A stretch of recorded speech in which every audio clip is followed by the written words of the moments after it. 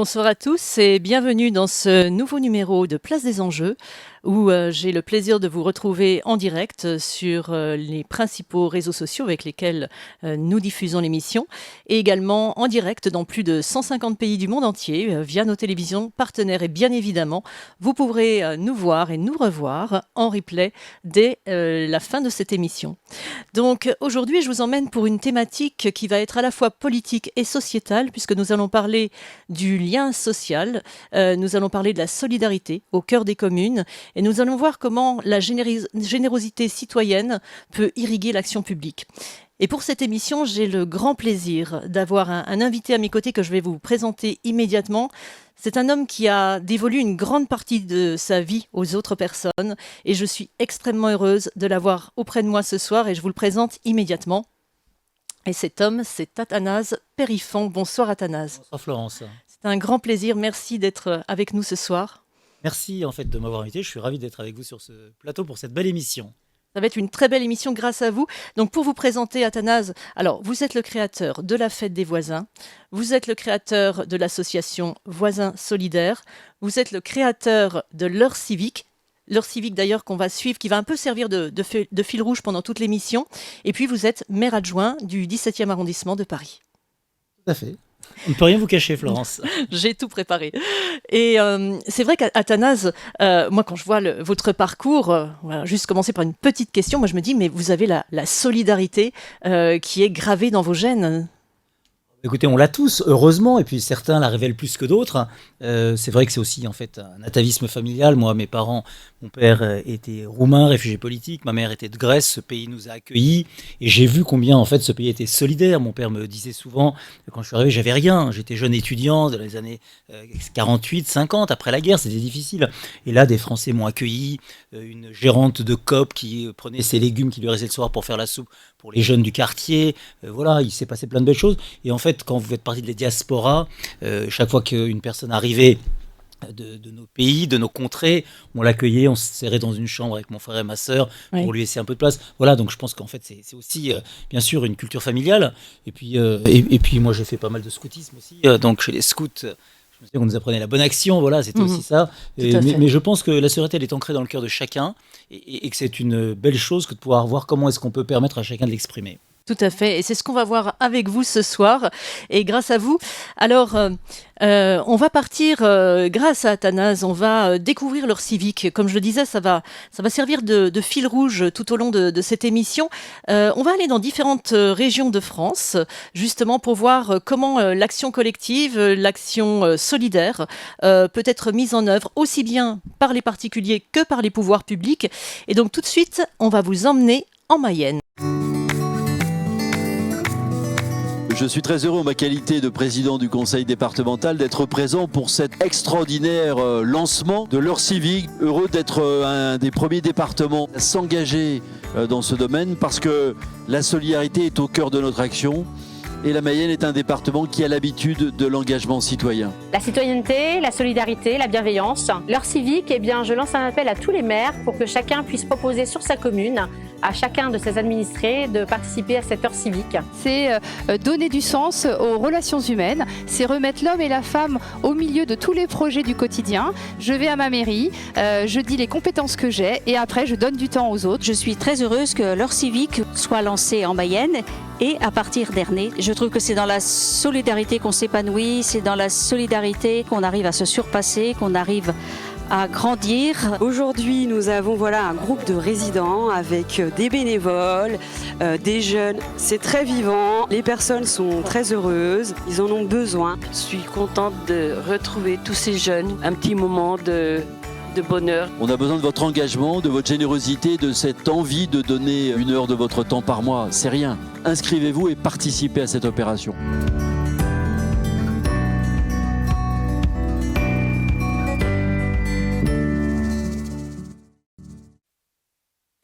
Alors, cher Athanase, nous avons vu donc un petit préambule sur l'heure civique. On va évidemment en parler au fil de l'émission. Mais moi, je voudrais avant tout revenir sur vous. Dans un premier temps, parce que vous avez créé la fête des voisins avant toute chose. Et je crois que tout a commencé en 1990 avec votre première initiative. Oui, tout à fait. En fait, en 90, j'ai créé une association qui s'appelait Paris d'Amis. C'était un peu un pari d'amis, on voulait changer en fait un peu le monde déjà. Et Paris d'amis, son slogan, c'était pas de quartier pour l'indifférence. Très Je bon trouve slogan. que l'indifférence, parfois, c'est terrible. Et c'est comme ça qu'on a commencé nos premières actions. Moi, j'ai été jeune élu à cette époque-là. J'étais le benjamin du conseil municipal dans le 17e, en 89. Je me dis comment est-ce qu'on peut agir pour le quartier. Voilà, c'était ce que j'ai appris aussi un peu dans le scoutisme, toutes ces actions en fait d'entraide. Et cette association, quelques années après, en fait, donc on a développé plein d'actions, plein de projets sociaux. On avait lancé une automobile pour les personnes peu mobiles. Et c'était en fait, voilà, des volontaires qui conduisaient les gens. On a lancé le repas de Noël, comme ça se fait dans beaucoup de mairies. On avait lancé en fait un pari d'amis emploi pour aider les gens à trouver du travail.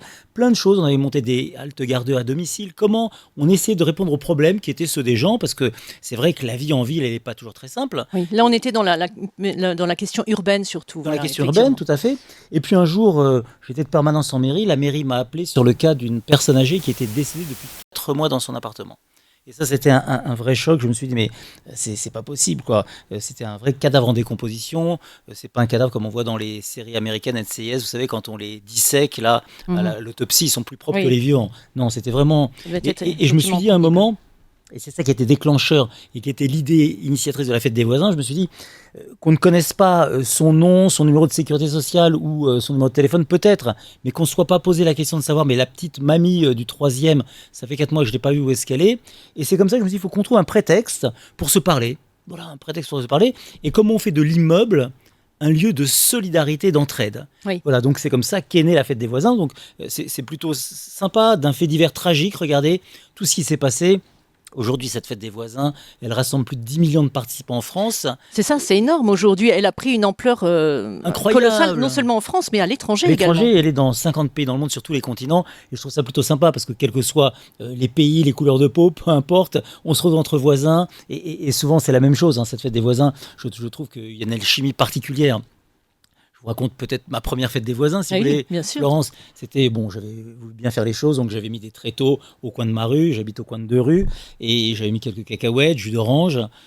19h, j'avais mis des invitations dans tous les halls d'immeubles, des affiches, je m'étais même foulé pour faire un courrier dans chaque boîte aux lettres, et je voulais avoir l'air un peu malin, donc chers voisins, les sociologues disent qu'on ne se connaît pas en se côtoyant, on pourrait se retrouver, voilà, 19h, personne.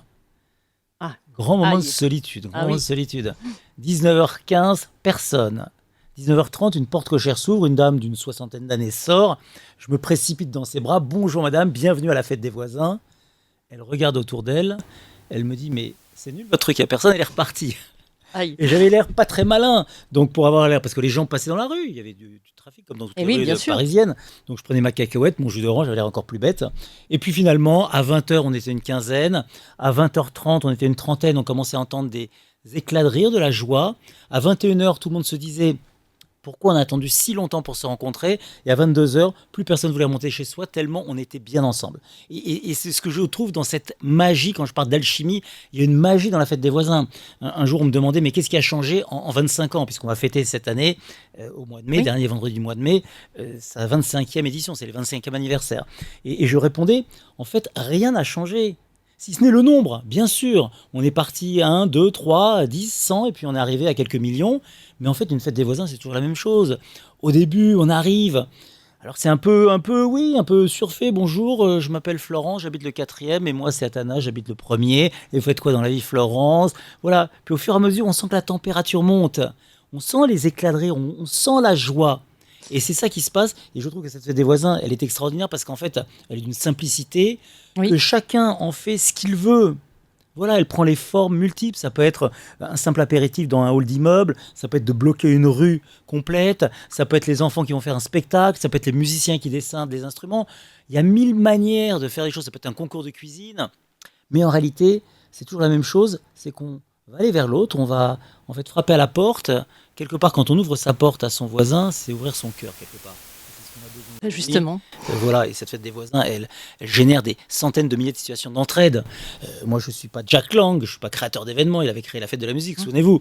L'idée de la fête des voisins, c'est de se dire comment on part d'une journée en fait pour se connaître, parce qu'il faut se parler, se connaître, avant de s'entraider toute l'année. C'est ça qui est intéressant. Oui, parce qu'il faut le pérenniser.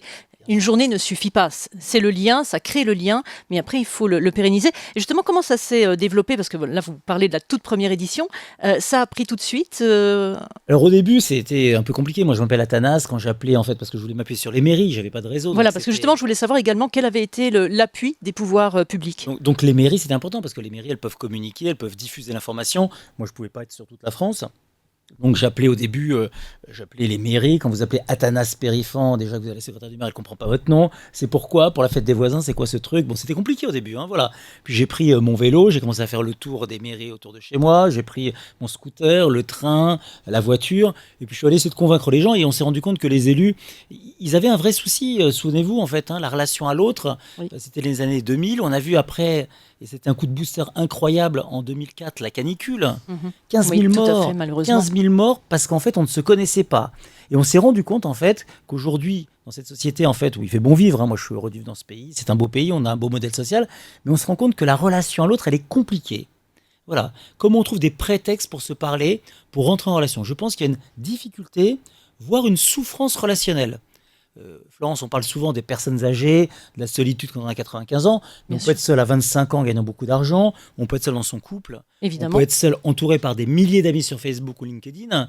Et l'idée, c'est de se dire, l'enjeu, il est celui-là. C'est vraiment comment on arrive à rentrer en relation. Je me souviens d'une magnifique phrase, en fait, que j'avais lue il y a longtemps dans Le Petit Prince, Antoine de Saint-Exupéry, Le Petit Prince et le renard. Le renard était tout seul et disait au Petit Prince, tu vas être mon ami. Et le Petit Prince lui a répondu, oui, je vais être ton ami. Et le renard lui a dit, tu vas t'approcher petit à petit de moi, tu vas m'apprivoiser. C'est magnifique. Très beau. Aujourd'hui, dans un monde où tout va très vite, où parfois on consomme l'autre, parfois comme un objet, comment on arrive effectivement à prendre le temps d'apprivoiser l'autre? Oui, parce que c'est un petit peu le paradoxe de nos sociétés modernes. On n'a jamais été autant connecté à l'autre, virtuellement parlant, mais finalement, on se rencontre très peu. Raison, c'est paradoxal. On a tous dans une poche un téléphone professionnel, dans l'autre un téléphone portable. Quand je vois, j'étais dans le TGV ce matin, le chef de bord dit bonjour 300 fois, 3 personnes lui répondent parce que tout le monde a ses écouteurs. Et je me dis le jour, dans 10 000 ans, quand on étudiera l'être humain des années 2000, comme on étudiait l'homo sapiens il y a 10 000 ans ou l'homo erectus, on se dira en 2000, c'était plutôt l'homo herpodus. On s'était fait greffer des écouteurs dans les oreilles, ça veut dire qu'on ne se rencontre plus, on ne se parle plus. Et je le vois, moi, le premier, quand je suis dans la rue et que je suis en train de textoter, bing, je rentre dans celui qui est en face de moi parce qu'il fait pareil. Voilà, donc on est dans un monde, en fait, on n'a jamais eu autant d'outils de communication. On peut communiquer à travers les réseaux sociaux, à travers le monde entier, vers des personnes qu'on ne connaît pas. Oui. Et pourtant, on a des difficultés à être en relation avec celui qui est le plus proche. Celui qui habite l'étage du dessus, le pavillon d'en face, mais les gens ont envie, donc il faut trouver des prétextes. C'est vrai qu'il y a 1000 prétextes pour rentrer en relation. Un petit bonjour, voilà, je le vois bien, une voisine âgée dans son immeuble, un petit bonjour. La fois suivante, comment ça va? La troisième fois, comme il est mignon votre chien. La quatrième fois, vous le caressez, il vous mord et vous dites ah, comme il est gentil. La cinquième fois, vous l'invitez à prendre un verre. Voilà, c'est comme ça. Il faut du temps pour apprivoiser l'autre et construire la relation, parce qu'il n'y a pas de plus belle expérience que la relation à l'autre. Totalement. Que d'émotions partagées. Et Florence, on est dans un monde où on peut se le dire. On voit bien qu'on est souvent dans le paraître. Moi aussi, j'ai mis effectivement une veste, une chemise. On est un peu dans le paraître. Bonjour, je suis un tel, voilà ma fonction. Et en fait, si on abandonnait ce paraître, quand on envoie par exemple un CV, qu'est-ce qu'on fait? On essaie de paraître plus intelligent, On se vend. paraître plus beau, plus jeune, plus fort. Et si on était nous-mêmes, en fait? Si finalement on acceptait d'avoir des fragilités, mais oui, on n'est pas parfait, et d'être nous-mêmes plutôt que d'être dans le paraître, eh ben, je pense qu'on serait beaucoup plus heureux, parce qu'en fait, la relation se construit comme ça. Oui, la relation est beaucoup plus simple, beaucoup plus directe, évidemment. Oui. La relation à l'autre qui est fondamentale, effectivement. Et grâce à vous, grâce à ce type d'initiative, elle prend une ampleur phénoménale. Et justement, elle a gagné le monde entier. Comment ça s'est passé, cette dissémination Ça s'est hors passé de France? simplement. On a commencé en fait en 95, 16, 17 dans mon quartier, 98, 99. On a étendu ça sur le 17e arrondissement. Ensuite, en fait, on l'a lancé en 2000 sur la France. Première année, il y avait 20 mairies partenaires. Deuxième année, 60, 120. Moi, je prenais ma voiture, je prenais le train, j'allais voir des élus pour les motiver. Et puis un jour, qu'est-ce qu'on a fait? Je me souviens, c'était à l'époque de Bertrand Delanoë, maire de Paris. Bertrand Delanoë avait trouvé l'idée séduisante. Et je lui avais dit, bah, écoutez, on pourrait peut-être, Paris, c'est quand même Paris, c'est la ville phare. On pourrait en fait, une initiative qui est née à Paris, la lancer en Europe. Et à ce moment-là, il m'a dit, bah ouais, c'est une bonne idée. J'ai quelques amis. Je lui ai dit, bon, on pourrait faire un courrier commun. Et donc, en fait, ils ont fait un courrier avec le maire de Rome, Walter Veltroni à l'époque, très sympa, le maire de Genève, le maire de Bruxelles, Freddy Tillmans. Tous les quatre ont signé un courrier. On a envoyé ce courrier à toutes les mairies en Europe, ou plus grosses. Et puis c'est comme ça que c'est né. Donc en fait, ça s'est lancé et ça a essaimé. Puis ensuite, en 2007, en 2003, on a lancé donc la journée européenne des voisins, la fête européenne des voisins. Et en 2007, c'est parti sur le reste du monde. Aujourd'hui, c'est sur les 5 continents. Au Japon, à Tokyo, on fait la fête des voisins. En Afrique, on fait la fête des voisins. À Taipei, on fait la fête des voisins. Aux États-Unis, je trouve ça plutôt sympa parce que c'est une idée qui est quand même très simple. Et c'est ça qui est intéressant. Et elle révèle quoi, cette fête des voisins, ce succès? Ça révèle en fait que les gens ont besoin de relations. On va faire mentir Florence, Jean-Paul Sartre, souvenez-vous quand il disait « l'enfer c'est les autres ». Mais non, l'enfer c'est pas les autres. L'enfer c'est d'être tout seul et de servir à rien. Voilà. Et donc ça prouve bien que les gens ont envie d'entrer en relation. Il faut un petit prétexte. Mais oui, c'est un peu le catalyseur. Allez, et parce qu'on pourrait presque se dire aussi, Florence, on pourrait regarder le verre à moitié vide ou le verre à moitié plein. Dire aux gens, aujourd'hui c'est la fête des voisins, tu vas dire bonjour à ton voisin. Ça pourrait être considéré comme un constat d'échec, ça pourrait être un peu tristouné. Mais non, il faut des rites, il faut des prétextes. Si je ne sais pas que votre anniversaire c'était tel jour, je ne vous la souhaiterais pas. Voilà, et donc à un moment, on y va, et on se voit qu'il se passe plein de belles choses. On pourrait écrire, mais des livres, une série de bouquins, ça serait des volumes énormes de toutes les belles histoires qui se sont passées lors de la fête des voisins. Donc d'une initiative vraiment très locale. Et voilà, c'est parti dans le monde entier. Donc vraiment bravo à ce que vous aviez initié. Bravo à vous. Et puis en même temps, ça s'est étoffé, puisque il n'y a pas que les voisins, il y a aussi dans le milieu du travail où on fait la fête des voisins du travail également. Alors d'abord, c'est pas bravo à moi. Si j'avais été tout seul, je serais encore dans ma cour d'immeuble à rêver que j'allais changer le monde. Non, bravo à tous les millions de participants, bravo à tous ces organisateurs de fêtes des voisins qui se lancent, qui prennent une demi-journée de congé, qui prennent sur les économies pour acheter quelques jus d'orange et quelques cacahuètes, qui amorcent les choses, qui vont frapper à la porte des voisins pour les faire venir et qui sont tellement heureux quand on reçoit les photos, les témoignages, heureux d'avoir passé une soirée merveilleuse. Donc ça, c'est magnifique, c'est grâce à eux, je leur dis merci. Ce soir, je profite en fait de l'audience que vous me donnez et tous les téléspectateurs qui nous regardent. Merci et bravo. Et puis après, oui, on l'a décliné. La fête des voisins au travail, c'est au mois d'octobre, premier mardi d'octobre. Pourquoi la fête des voisins au travail? Parce qu'on se rend compte qu'avec le télétravail, avec les 35 heures, le fait qu'on doive bosser de plus en plus vite, on a de moins en moins de temps en fait de partager entre soi. Et cette fête des voisins au travail, elle permet à la fois, elle peut prendre plusieurs formes, soit c'est entre collègues de la même entreprise, soit quand vous êtes sur une zone d'activité, c'est les entreprises qui se retrouvent et les salariés qui se retrouvent ensemble, des gens qui partagent. On l'a lancé par exemple à la Défense, c'était trop drôle. La Défense, c'est quand même pas l'endroit le plus fun qui soit. C'est pas le plus convivial. Le plus convivial, pour ceux qui connaissent. Quand vous arrivez et vous repartez le soir, vous n'avez pas envie du tout de rester. Et là, on a vu des choses merveilleuses dans les tours, les gens montaient, descendaient, allaient chercher des collègues qu'ils ne connaissaient pas sur la place, entre les différentes tours. Il y avait des très belles choses. Et que ce soit dans des petites entreprises ou des grosses entreprises, les gens étaient heureux de se rencontrer et de partager un moment en dehors de la relation de travail. Voilà. Et on allait plus loin, on a créé un programme qui s'appelle Collègues Solidaires. On a lancé aussi l'heure civique en entreprise.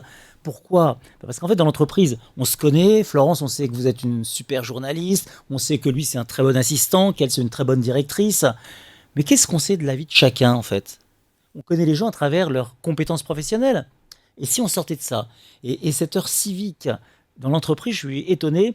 On l'a lancé avec un de nos partenaires. On a commencé avec AG2R La Mondiale, qui est une grosse caisse de retraite. Oui, on a lancé ça à Toulouse, à Balma. On a lancé ça aussi à Angoulême. Mais le responsable d'entreprise me dit « Mais Athanas, qu'est-ce que tu leur as fait ?» On leur avait rien fait. Il me dit « Je ne les reconnais pas, je les découvre. » Et qu'est-ce qu'on a fait? Un petit déjeuner. Ils sont venus, les salariés, ceux qui voulaient, les volontaires. On a commencé à échanger, à partager. J'ai dit un petit mot, 5-10 minutes. Et après, j'ai dit « Vous, alors, racontez-nous ce que vous faites dans la vie comme belle chose. » Et là, on est sorti du cadre professionnel. Il n'y en a aucun qui m'a dit « Ah bah j'ai fait un super tableau Excel avec les comptes financiers de l'entreprise hier. » Ou l'autre qui aurait dit « Tiens, j'ai fait une super note de recommandation stratégique pour mon boss. » Ou l'autre qui aurait dit « Voilà, chacun s'est révélé. » Et je me souviens, mais des histoires, encore de belles histoires, d'une dame qui avait 55 ans, qui témoigne et qui dit « Écoutez, moi, ma mère, elle est en EHPAD. Et tous les samedis, je vais la voir.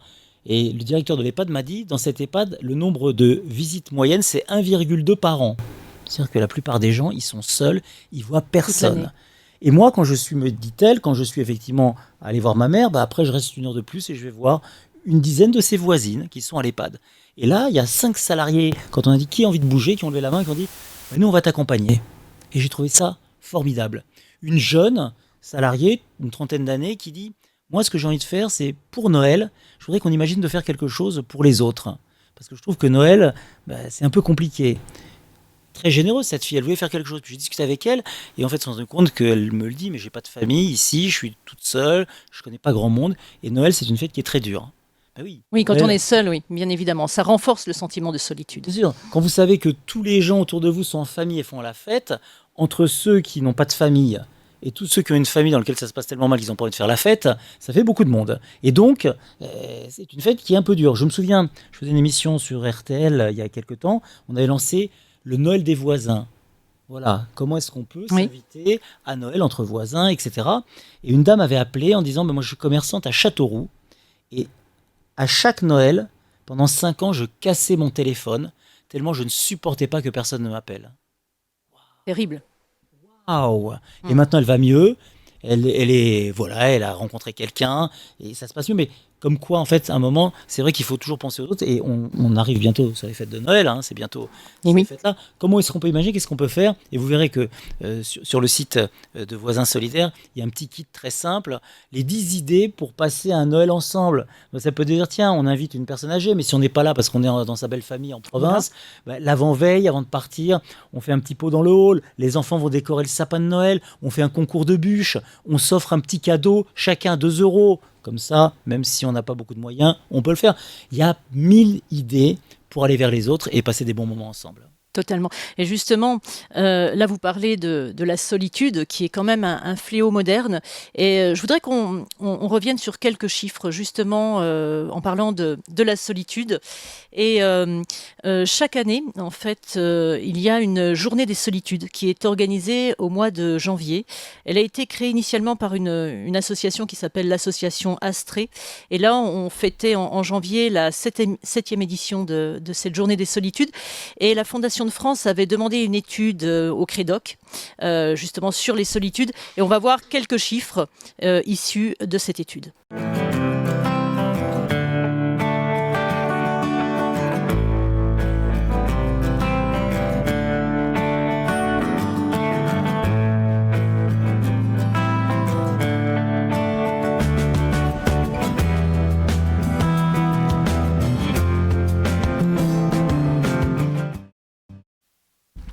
Voilà, donc on vient de voir, cher Athanas, quelques chiffres sur la solitude.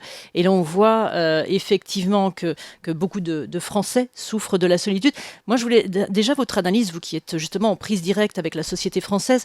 Est-ce que, par exemple, il y a le contexte économique a renforcé ce sentiment de solitude? Je pense notamment aux difficultés économiques liées à l'inflation. Est-ce que ça n'a pas davantage isolé les gens par rapport à leur budget?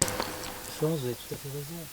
Il y a beaucoup de critères qui font qu'en fait, ça favorise la solitude. Je pensais au Covid, par exemple. On a bien vu que pendant la crise du Covid, il y a eu des gisements, des élans de solidarité. Souvenez-vous, il y a plus de 4 ans maintenant, on applaudissait aux fenêtres, on faisait des masques, on faisait des blouses, on allait chercher les personnes âgées pour leur faire leurs courses parce qu'il n'y avait pas de vaccin.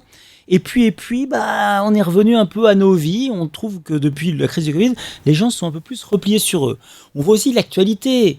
Et quand on voit l'actualité comme la météo, on se dit, oh là là, les Français vont terminer sous antidépresseurs. Non, c'est pas... voilà, il y a des mauvaises nouvelles à la télé toute la journée, H24, c'est pas ça la vie. La vie, c'est pas que ça, heureusement. Donc ça aussi, la peur de l'autre aussi. On voit bien qu'avec les conflits, tout ça, les gens, le monde est plus compliqué, semble plus compliqué qu'avant.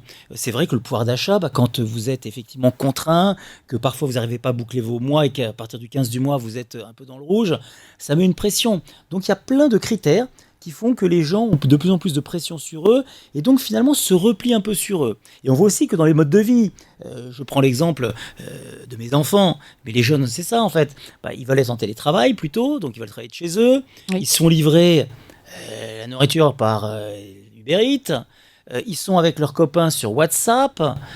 Ok, mais ils sortent quand de chez eux? Et je comprends que comme le monde est dur, qu'on voit que la planète elle est soumise à rude épreuve, qu'il y a des conflits partout, l'écologie, on voit comment c'est compliqué, on voit bien que la crise économique est compliquée, mais finalement, chez soi, c'est un peu la protection.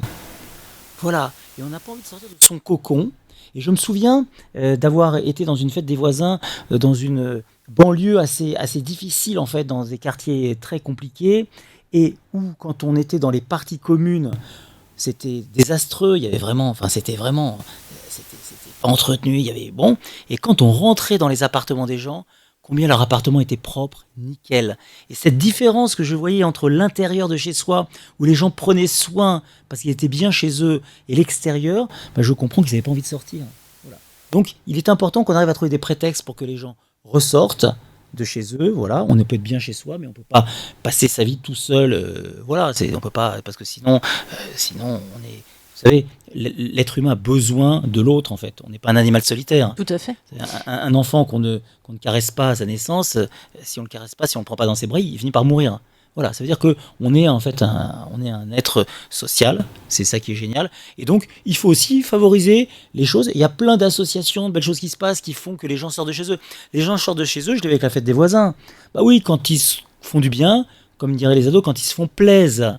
Voilà, il y a plein de moyens de se faire plaisir, de sortir de chez soi, d'avoir des activités. Regardez, il y a plein de choses qui fonctionnent bien. Quand vous avez une course pédestre, quand vous avez en fait un téléthon, quand vous avez un match de foot, les gens aiment sortir et se retrouver. Voilà, oui. Comment on favorise cela? Parce que naturellement, on a l'impression que les gens se replient plutôt sur eux, mais ils ont envie, en fait, dès qu'on leur propose, c'est ça qui est génial. Moi, je crois qu'il y a des gisements de générosité chez les gens, je suis émerveillé par toutes ces belles choses qui se passent, émerveillé par l'envie des gens de se sentir utiles. Vous savez, quand le matin on se lève et qu'on sent utile, ça se passe mieux. Après, je peux être jeune, vieux, riche, moins riche, mais quand on se sent utile le matin en se levant, ça donne du sens à sa vie.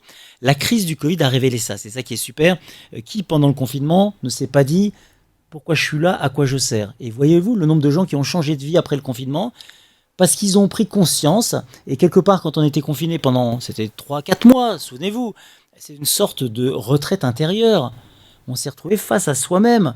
On ne pouvait pas aller au cinéma, plus de restaurants, pas de consommation, les écoles étaient fermées, on n'allait pas travailler.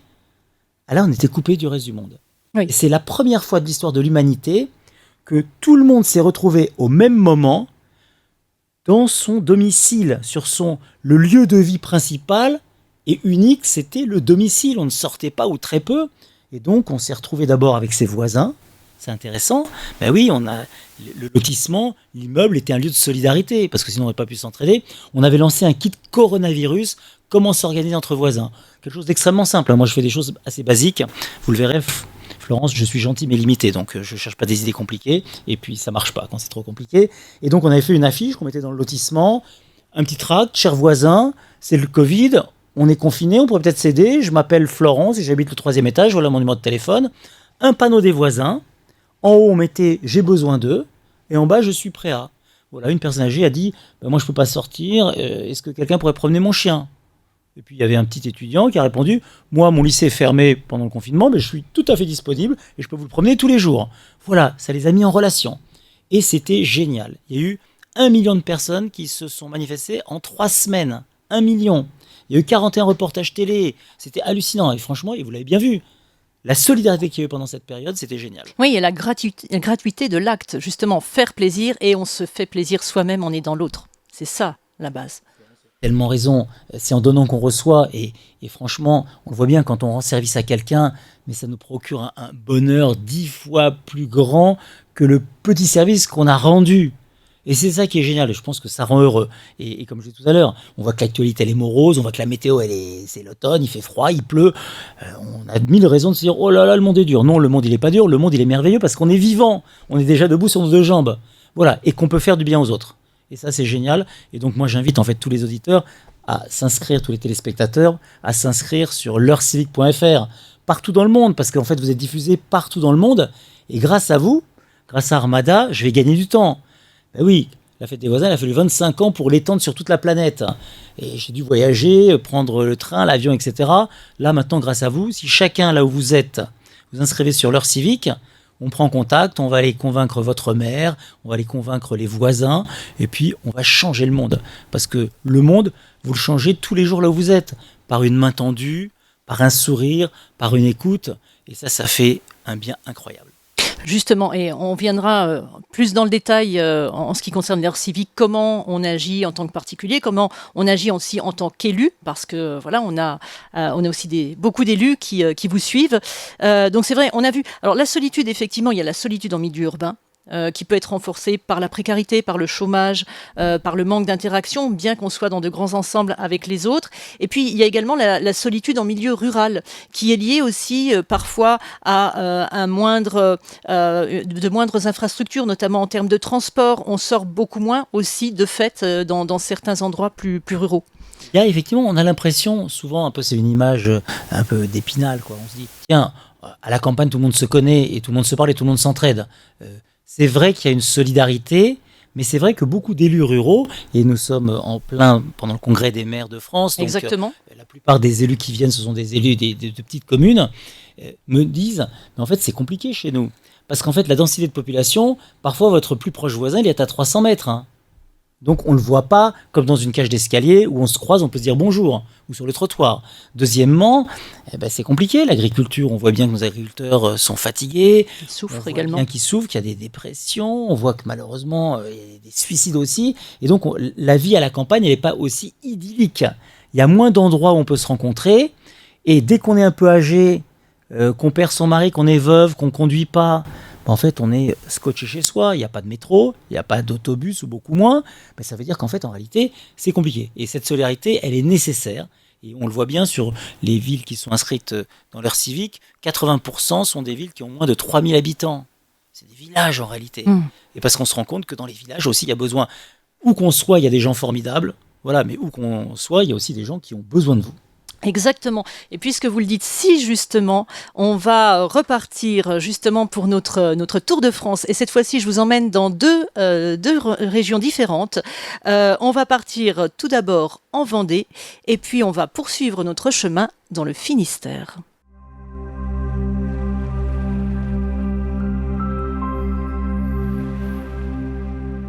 J'ai bien aimé l'heure civique parce qu'on est le premier collège en France à le faire. Je me suis inscrite à l'heure civique parce que pour donner 1 heure par mois aux personnes âgées ou à nos voisins, pour les rendre heureux et pour les aider dans leur vie. C'est une nouvelle manière de voir le monde. Enfin, on peut aider les personnes sans rien demander en retour.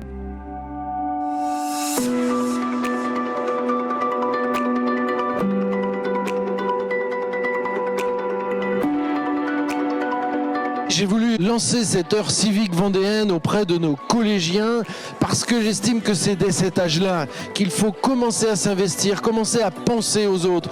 Et c'est une chance que je veux offrir d'une part aux jeunes, parce qu'on a plus de bonheur à donner qu'à recevoir, et une chance aussi que je veux donner à la Vendée. Ici, on s'implique, nous avons les ressources en nous. Donner 1 heure de son temps par semaine ou par mois, mais donner de son temps pour les autres. Mais c'est une chance aussi pour ceux qui vont recevoir. Ce sourire, cette attention, ce temps donné.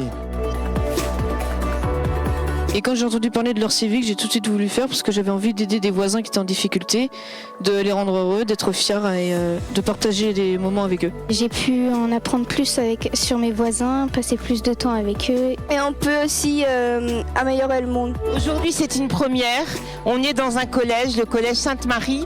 Et je dois vous dire l'émotion qu'est la mienne de voir, lorsque je suis rentrée, tous ces collégiens, plus de 400 collégiens qui portent cette chasuble.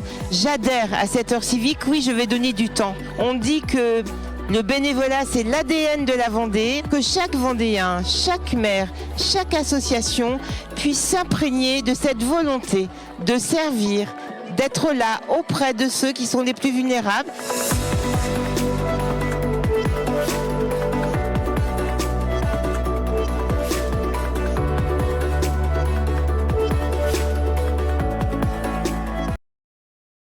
Le Finistère, comme la plupart des départements de France, va devoir faire face au doublement de la population âgée de plus de 75 ans dans les années à venir. On a besoin d'aide pour prendre soin des personnes âgées, pour les accompagner au quotidien. L'heure civique C'est un dispositif très innovant, très intéressant. Le Finistère est très heureux et très fier de l'expérimenter. On est un des premiers départements à la mettre en œuvre. Cette générosité publique qui demande qu'à se déployer. Aujourd'hui, j'ai fait un atelier massage donc dans le secteur fermé. Et là, on leur a mis du vernis, on leur a fait des massages. Nous sommes sur une action avec nos élèves de Bac Pro Service aux personnes qui sont en train de développer le principe de l'heure civique. Ça passe le temps et puis on est parmi les autres. On a rigolé. Moi, ça m'a rappelé ma jeunesse un petit peu. J'aimerais bien du coup revenir ici faisant des activités avec eux. Quel plus beau projet que d'essayer de consacrer une heure de son temps, 1 heure par mois à une personne qu'on a vraiment, une personne âgée, qu'on a besoin près de chez soi. Je suis très fier en tant que maire de Concarneau que je sois la première ville à signer cet engagement. Les modalités d'aide, elles sont infinies. Le vivier des gens qui ont de la générosité et du temps à donner, il est infini. Ce qu'il fallait, ce qui manquait, et ce que l'heure civique permet de faire, c'est de mettre en rapport ce besoin d'aide qu'on a, ce besoin de générosité, puis cette offre de générosité.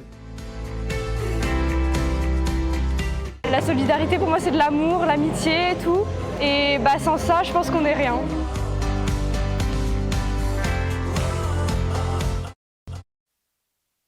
Eh bien, écoutez, que de magnifiques sourires. C'est une émotion totale quand on voit ces sourires, quand on voit cette solidarité, cette entraide.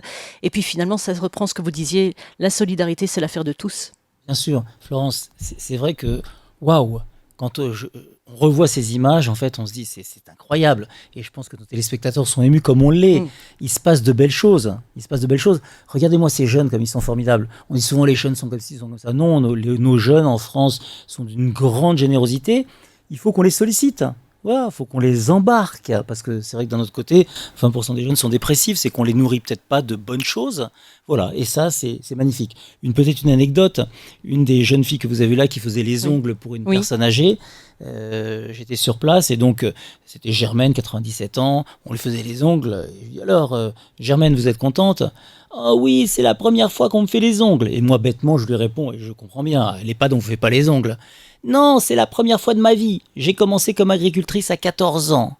Ouais. Incroyable. Et là, j'ai vu une des petites jeunes, je ne citerai pas son nom pour pas la gêner, qui est partie sur le côté, qui s'est mise dans un coin, qui a commencé à pleurer. Et je suis allé la voir en lui disant, pardon, je vous ai peut-être blessé sans le vouloir, excusez-moi. Elle lui dit, non, c'est pas vous, mais on n'arrête pas de me dire que je suis nul à l'école, que je ferai rien de ma vie. Je ne pensais pas que je pouvais rendre quelqu'un d'heureux. Waouh. Magnifique. Ça, on se dit, des témoignages comme ça, c'est magnifique, et on a des histoires à raconter, c'est incroyable. Et vraiment, notre jeunesse, elle est formidable. Et j'espère que dans tous les collèges, dans tous les lycées, dans toutes les écoles de France, ça sera venu naturel que chaque élève donne 1 heure par mois. Parce que si on ne peut pas donner 1 heure par mois, qu'on soit jeune, moins jeune, c'est que le collectif est mort face à l'individuel. Totalement. Voilà. Totalement. Donc, alors justement, moi je veux que vous nous expliquiez. On va déjà parler des particuliers et puis ensuite on parlera des pouvoirs publics, comment les uns et les autres peuvent participer à l'heure civique. Moi je veux vous m'expliquiez, Athanase, je suis un particulier, déjà, qu'est-ce que je dois faire, comment ça marche et déjà le concept en lui-même, comment cette heure comment on fait pour donner 1 heure de son temps. Alors d'abord, l'heure civique, elle répond en fait à un vrai besoin. On fait tous le même constat, on est dans un beau pays, il fait bon vivre en France, on a un beau modèle social, mais qui est fragilisé, on le voit bien, contraintes financières, vieillissement de la population. En 2030, la courbe du vieillissement, elle monte comme ça, elle grimpe. C'est-à-dire qu'il y aura de plus en plus de personnes âgées. Oui. Et le problème qu'on a, c'est qu'il y a de moins en moins de moyens financiers. Il suffit de l'actualité pour voir qu'en fait, il n'y a plus d'argent et qu'il faut faire des économies. Et donc, on se rend compte qu'il y a ce problème-là. L'autre problème, c'est qu'on n'arrive plus à recruter. On voit qu'il y a une difficulté, je parle comme élu, recruter dans les EHPAD, dans les maisons de retraite, recruter dans les services à domicile, à l'hôpital, c'est compliqué. Comment est-ce qu'on va traiter toutes ces personnes âgées qui vont devenir dépendantes, puisqu'on vit heureusement de plus en plus longtemps, mais ça veut dire qu'on reste de plus longtemps chez soi, mais on a besoin d'aide. Comment on va faire s'il n'y a plus personne pour les aider ? On ne va pas euthanasier toutes nos personnes âgées, ça ferait drôlement désordre. Voilà.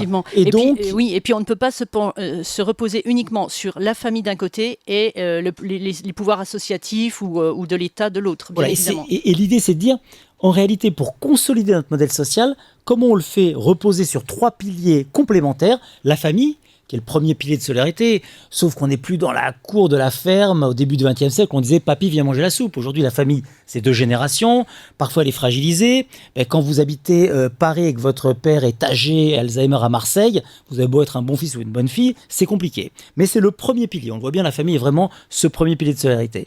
Le deuxième pilier c'est la solidarité institutionnelle, organisée. Voilà. On paye l'impôt. Et c'est juste, c'est normal pour une solidarité collective. Et donc là, c'est les assistantes sociales dans les mairies, le département qui gère, on a vu des présidents de département qui gèrent en fait l'allocation du handicapé, l'allocation pour les personnes âgées, le RSA. Les associations en forme organisée de solidarité, le Secours populaire, le Secours catholique, les petits frères des pauvres, plein d'associations qui sont sur la solidarité. Ça, c'est le deuxième pilier. Et le troisième pilier, c'est chacun d'entre nous en fait. Cette solidarité de proximité, du lien social simple et léger. Et je sais que dans vos téléspectateurs, beaucoup rendent service avec discrétion, avec humilité. Il faut aller faire les courses pour la petite dame âgée, vont aider un petit jeune qui est en difficulté. Il y a des gestes comme ça. Et c'est ça qu'il faut qu'on encourage. Je crois, Florence, qu'il y a, c'est pas que je le crois, j'en suis même convaincu, je le vois tous les jours, il y a des gisements de générosité chez les habitants. C'est une énergie renouvelable à l'infini, qui n'est pas polluante, qui ne coûte rien et qui fait du bien aux gens. Donc voilà, on ne va pas se priver. Si d'un côté le modèle social est fragilisé et que de l'autre côté, il y a cette ressource et cette envie, et c'est ça l'enjeu de l'heure civique, c'est comment est-ce qu'on met en place en France une stratégie pour rendre les habitants plus solidaires entre eux et comment on fait que ça devienne naturel. Dans 10 ans, Florence, il faudra que ça soit naturel, comme la fête des voisins aujourd'hui est plus naturelle qu'il y a 10 ans, et que chaque Français donne 1 heure par mois, à minima, parce qu'1 heure par mois, on peut tous le faire, qu'on en a besoin, que ça nous fait du bien à nous, et que ça va faire aussi du bien, comme le disait le président Leboeuf, à la personne qui va être aidée. Exactement. Alors, si je veux participer concrètement, est-ce que je dois me rapprocher de ma mairie? Est-ce que je dois me rapprocher d'un autre organisme? Très bonne question. On voit que Florence, vous êtes une femme, vous êtes dans le concret, alors que nous, les hommes, on est un peu dans la dissertation. Voilà. Donc, vous avez raison. Concrètement, c'est quoi les recettes? On s'inscrit sur le site l'heurecivique.fr. Sinon, on appelle l'association. Si on n'a pas d'ordinateur, 01 42 12 72 72. Et puis on s'inscrit. Et là, vous allez recevoir un petit email ou une réponse. On va dire d'abord merci, vous êtes formidable. C'est ce que je crois. Ces gens sont formidables. Et on va vous proposer une petite visio. Et il y a des petites visios pour présenter, tous les 10 jours, pour présenter le dispositif. Si on va sur le site L'Heure Civique, on a les dates des visios. Et à partir de là, on va voir si les gens sont dans une mairie dans laquelle la mairie est déjà partenaire. D'accord. Et si la mairie est déjà partenaire, eh ben la mairie, c'est elle qui va vous solliciter en disant tiens, on a besoin, par exemple, la semaine prochaine, d'emmener une personne âgée chez le vétérinaire, qui est disponible mardi à 18h. Ok, moi je prends. On a besoin d'autre chose et on verra tous les services qu'on peut rendre. Donc ça, c'est quand la mairie est partenaire, c'est plus facile parce que le maire, c'est celui qui connaît en fait sa population, à travers le centre d'action sociale et les travailleurs sociaux, il connaît les besoins. Oui, puis qui centralise les besoins. Centralise et met en relation. Puis en plus, quelque part, Florence, ça rassure. Vous imaginez bien qu'une personne âgée va pas aller sur Internet pour simplement mettre son nom et ouvrir sa porte à quelqu'un qu'elle connaît pas. Donc c'est la mairie qui sert d'intermédiatrice. Je disais tout à l'heure qu'on est tous hyper connectés, ras-le-bol. Voilà. Donc là, c'est bien de l'humain. On va voir la mairie nous rencontre, voit ce qu'on a envie de faire et met en relation les gens. C'est pas la plateforme, on n'est pas dans une appli qui met les gens en relation. Et j'y crois moyennement. Ça marche peut-être pour l'histoire de cœur, voilà. Mais bon, moi je pense qu'il faut qu'on se parle, il faut qu'on se touche, qu'on se prenne dans les bras, qu'on se dise je t'aime. Voilà, c'est ça la vie. C'est pas simplement d'être derrière son écran. Ce n'est pas le virtuel. C'est pas le virtuel. Ça, c'est la première étape. Si en fait la mairie n'est pas partenaire, eh ben on va aller ensemble voir la mairie. Et donc si vous êtes habitante Florence, dans quelle ville vous habitez? Alors moi je suis à Paris. Si vous êtes à Paris, eh ben vous allez aller voir votre maire en disant super, il y a un super projet, ça s'appelle l'heure civique. On organise une rencontre. À Paris, c'est par arrondissement? Par arrondissement, tout à fait.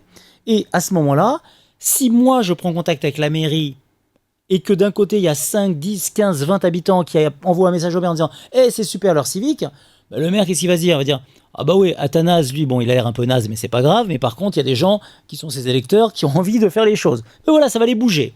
Et c'est important que les mairies se mettent dans le coup. Pourquoi? Parce que l'heure civique, c'est un outil des politiques publiques. Ben oui. Justement, on y viendra un petit peu plus tard. Voilà. Et donc concrètement, qu'est-ce qu'on fait? Donc la personne s'inscrit et puis en fait, après, on lui propose des choses. Et elle choisit, c'est ça qui est intéressant. Beaucoup de gens m'ont dit, Nous, l'associatif, on n'a pas envie de s'engager parce qu'on le voit bien, quand vous êtes secrétaire général du club de pétanque des Essarts en Bocage, par exemple en Vendée, on sait que vous allez rester là jusqu'à 80 ans et à 80 ans, le maire va vous dire « Tu veux pas rester encore 10 ans parce que j'ai personne pour te remplacer ». Je force un peu le trait, mais il y a une crise du bénévolat associatif. Il y a des gens qui sont formidables, qui sont des bénévoles, il y en a beaucoup, mais c'est pas la majorité. C'est pour moi le haut de la pyramide. Le haut de la pyramide, peu de gens, mais très très engagés, un peu toujours les mêmes, et des gens qui vont dire ben moi, j'ai pas envie de tout de suite d'aller dans une association, mais j'ai envie de donner une heure par-ci, une heure par-là, et puis de choisir. Et puis si au mois de novembre, la personne ne fait pas son heure civique, c'est pas grave. C'est pas grave. Elle le fera au mois de décembre et elle choisira. Et ça qui est intéressant. Et qu'est-ce qu'elle peut faire ? Oui, justement. Et je voulais savoir, est-ce qu'on peut aussi proposer des choses ? Parce que là, on répond à des appels d'offres, mais est-ce qu'on peut proposer ? Moi, je sais faire telle chose, je peux proposer de mon temps, je peux proposer une activité. Est-ce qu'on peut être force de proposition ? Oui, parce qu'en fait, une fois que la personne s'est inscrite, qu'on a fait la visio pour expliquer le projet, après, il y a un entretien individuel avec la personne. Et on lui dit, qui vous êtes ? Racontez-nous un peu votre vie, vous avez envie de faire quoi ? Moi, j'ai une super idée. Et quelqu'un m'a dit, pas plus tard que vendredi soir à Montesson, moi, je veux faire un club de lecture. J'adore lire et je pense qu'il y a plein de gens qui sont seuls, qui ne voient pas parce que c'est malvoyant, des personnes âgées. Ben, ça va être super, on va faire un club de lecture et j'ai des idées. Je vais aller voir la bibliothèque de Montesson, je vais en parler à un tel. C'est une idée et je lui ai dit, génial, vous foncez, allez-y, on va vous aider à le mettre en œuvre. Donc bien sûr que les gens sont force de proposition parce que quand on écoute les gens, il y a plein d'idées. Il y en a un qui m'a dit, moi je veux faire une boîte à livres à Plébin. Une personne qui était porteuse de handicap mental, qui est dans un foyer des papillons blancs. Quand je suis allé à Plébin pour lancer le dispositif, dans la mairie, on avait réuni avec le maire les personnes, il y avait une centaine de personnes dans la salle. Puis à un moment, quand j'étais là, alors, qui a envie de changer le monde ? J'ai vu Philippe, cette personne porteuse d'un handicap mental, qui s'est levé. Moi, j'ai envie d'aider, changer le monde, super ! J'en ai fait mon ambassadeur à Plébin, tellement il est génial. Vous savez, souvent, on a un peu peur des personnes qui sont différentes. Hein. C'est ça, la vie. On est mieux avec les gens qui nous ressemblent. Et les personnes porteuses d'un handicap mental, ça peut nous faire peur parce que c'est différent. Et là, croyez-moi, il était incroyable. Et je lui ai dit, je te promets que je reviendrai te voir. Il ne le croyait pas. Je suis revenu, on l'a vraiment valorisé parce qu'il était magnifique. Et c'est comme ça qu'on a réussi. Et je pense aux personnes porteuses de handicap mental. Je me souviens d'une fête des voisins, pour venir à la fête des voisins il y a quelques années, dans le 15e arrondissement de Paris, dans une résidence où il y avait à la fois des personnes qu'on appelle normales, statistiquement, plus la norme, comme vous, comme moi, puis des personnes porteuses de handicap mental. Et on avait dit, ce sont les personnes porteuses d'un handicap mental qui vont réaliser la fête, qui vont inviter. Donc, ils avaient fait des jeux pour les enfants, de la petite pêche au canard. Et le soir, vers 22h, quand la nuit tombait et qu'on remontait chez soi, j'ai vu une jeune fille de 8 ans qui disait à sa maman, « Maman, tu m'avais dit qu'il fallait que je fasse attention avec ces gens-là, mais ils sont tellement gentils. Ils m'ont invité à la fête des voisins et je me suis régalé. » Voilà. Et ben voilà comment vont tomber les peurs. Sur les fêtes des voisins aussi, encore des témoignages de la peur de l'autre. On parlait tout à l'heure du repli sur soi. Oui. La peur de l'autre, elle fait qu'on se replie sur soi. Je me souviens dans une ville en fait de banlieue parisienne, dans un quartier un peu difficile, il y avait en fait des pavillons d'un côté et un HLM de l'autre et au milieu un square. Et les copropriétaires des pavillons, pour pas être embêtés, se sont dit on va construire un mur entre les deux. C'était dommage, il y avait un beau joli square de mettre un mur. On est allé, on a ensemble organisé une fête des voisins. Et je me souviens de Robert, 70 ans, plutôt un peu virulent contre les personnes qui étaient en face, me dire à la fin de la fête, c'était Mohamed qui avait préparé le couscous, me dire mais Mohamed, quand je le voyais avec sa barbe, j'avais un peu peur, mais Momo maintenant il est super, il m'a invité à son couscous, ils sont devenus amis. Voilà, et c'est pas un mur qu'ils ont fait, ils se retrouvent maintenant dans le square pour jouer à la pétanque ensemble, mais je trouve ça super comme ces belles histoires qu'on a vues tout à l'heure. Si on ne touche pas le cœur des gens, Florence, il ne se passe rien. Voilà, s'il n'y a pas d'émotion qui passe, il faut qu'on ose exprimer notre émotion. C'est important dans la vie de dire à l'autre, je tiens à toi, tu as du prix à mes yeux. L'humanité, l'empathie, l'écoute et l'ouverture aux autres. Ça rend heureux. Donc voilà un peu pour la manière dont on s'inscrit. Et puis après, qu'est-ce qu'on peut faire comme action ? Oui, parce que vous avez une centaine d'actions qui sont listées sur le site, c'est extrêmement vaste, il y a plein d'idées. Il y a plein d'idées. Et il y a deux grandes familles d'actions. Soit des actions, l'heure civique, elle est entre la citoyenneté et la solidarité. Pour la citoyenneté, c'est plutôt des actions collectives. Bah oui, le maire va dire, tiens, on a besoin de nettoyer un quartier, de nettoyer le cimetière. Ah bah écoutez, on y va. Intéressant. On pourrait se dire, mais attendez, c'est pas à nous de le faire. On paye nos impôts, vous avez qu'à vous débrouiller avec vos travailleurs à la mairie. Oui. On voit bien que l'institution ne peut pas tout faire. Donc là, c'est sympa. Moi, j'ai j'ai une maison à l'île d'Oléron, à Saint-Denis-d'Oléron, et c'est un petit village de 3000 habitants ou 1500 habitants. On a nettoyé le cimetière avec quelques personnes. Moi, ma maison, elle donne sur le cimetière. Donc, c'était pas compliqué. On nettoie le cimetière. Puis après, je suis allé chercher quelques bouteilles de Pinot des Charentes. On a pris un verre dans le cimetière. Les gens étaient joyeux, il faut le reconnaître. Je pense que les morts se sont dit « Oh là là, enfin des gens drôles !» Parce que c'est pas toujours très drôle. Et une chose m'a marqué, c'est qu'il y avait 2 dames d'une 60aine d'années qui se connaissaient, qui étaient là depuis un moment dans le village. L'une qui dit à l'autre « Tu te rends compte, c'est quand même pas normal qu'on... les gens laissent leur tombe de leurs ancêtres aussi sales et que ce soit nous qui serons obligés de nettoyer. » Et l'autre lui a répondu « Mais non, Françoise, tu sais, moi, ça fait 5 générations que je suis là. Donc, j'ai mes arrière-grands-parents, mes grands-parents, mes parents qui sont là. Mais tu sais, le samedi matin, prendre son balai et s'appelle toute seule pour aller nettoyer les tombes, c'est pas drôle. Là, c'était vachement sympa. On crée la dynamique. Voilà. Donc, ça peut être aussi de monter les stands pour le marché de Noël pour une ville. Ça peut être de bloquer les carrefours quand il y a une course pédestre pour les enfants. Ça peut être d'aider à l'organisation du repas des aînés. Ça peut être d'aider à la manifestation culturelle. Il y a plein d'actions collectives où la mairie a besoin de personnes. Donc ça, c'est du collectif. Puis ensuite, il y a de l'interpersonnel. Et ça, c'est aussi intéressant. Aller faire les courses pour une petite dame âgée, aller bricoler chez une mère de famille célibataire qui n'a pas de perceuse, emmener un jeune qui n'a pas de voiture en entretien d'embauche dans la ville d'à côté. Des choses qui permettent aussi de créer ce lien de solidarité et chacun choisira ce qu'il a envie de faire. Si un mois, je me dis, tiens, on est au mois de novembre, effectivement, il y a bientôt la Toussaint, donc les cimetières, beaucoup de gens dans les cimetières pour aller voir leurs morts. Allez, on nettoie le cimetière, super. Et le mois d'après, si j'ai envie d'aller emmener la petite dame âgée chez le vétérinaire, je fais ça. Et si le mois d'après, j'ai envie de rien faire parce que je suis en vacances, je fais rien. Peu importe. L'important, c'est vraiment de se mettre dans l'action et c'est de montrer aux autres que ce petit geste d'entraide dont on a parlé, nettoyer un quartier, aller faire les courses ou chercher les médicaments d'une personne âgée, ce ne sont que des prétextes pour rentrer en relation. Il nous faut des prétextes pour se parler. Et oui, voilà. Oui, on peut sortir le chien de son voisin, on peut faire de la cuisine aussi. Celui qui joue d'un instrument peut aller jouer pour quelqu'un ou apprendre éventuellement. Enfin, c'est énorme. Il y a des milliers d'idées et croyez-moi, on n'a rien inventé. Tous les téléspectateurs, j'en suis sûr qu'ils sont là, ont déjà fait ces petits gestes. On prépare en fait un plat et puis on en fait un peu plus pour aller le déposer sur le palier de la petite dame âgée d'à côté. Voilà, on fait. Il y a plein de belles choses. C'est comment ça devient un réflexe et comment la peur de l'autre, parce qu'aujourd'hui, il faut être très clair, on vit aussi parfois dans la peur de l'autre. Florence, et si je frappe à votre porte ce soir, ding dong, bonjour, je suis votre nouveau voisin, je m'appelle Athanase, j'ai vu qu'il y a l'heure civique, donnez-moi votre portable et appelez-moi si vous avez besoin. Florence, vous allez vous dire quoi ? Oh là là, mais lui, il est en train de me brancher. Puis avec sa tête de pervers, et vous allez vous enfermer à double tour. Voilà, alors j'ai une bonne nouvelle à vous annoncer. Tous les voisins ne sont pas des psychopathes ou des tueurs en série ou des pervers.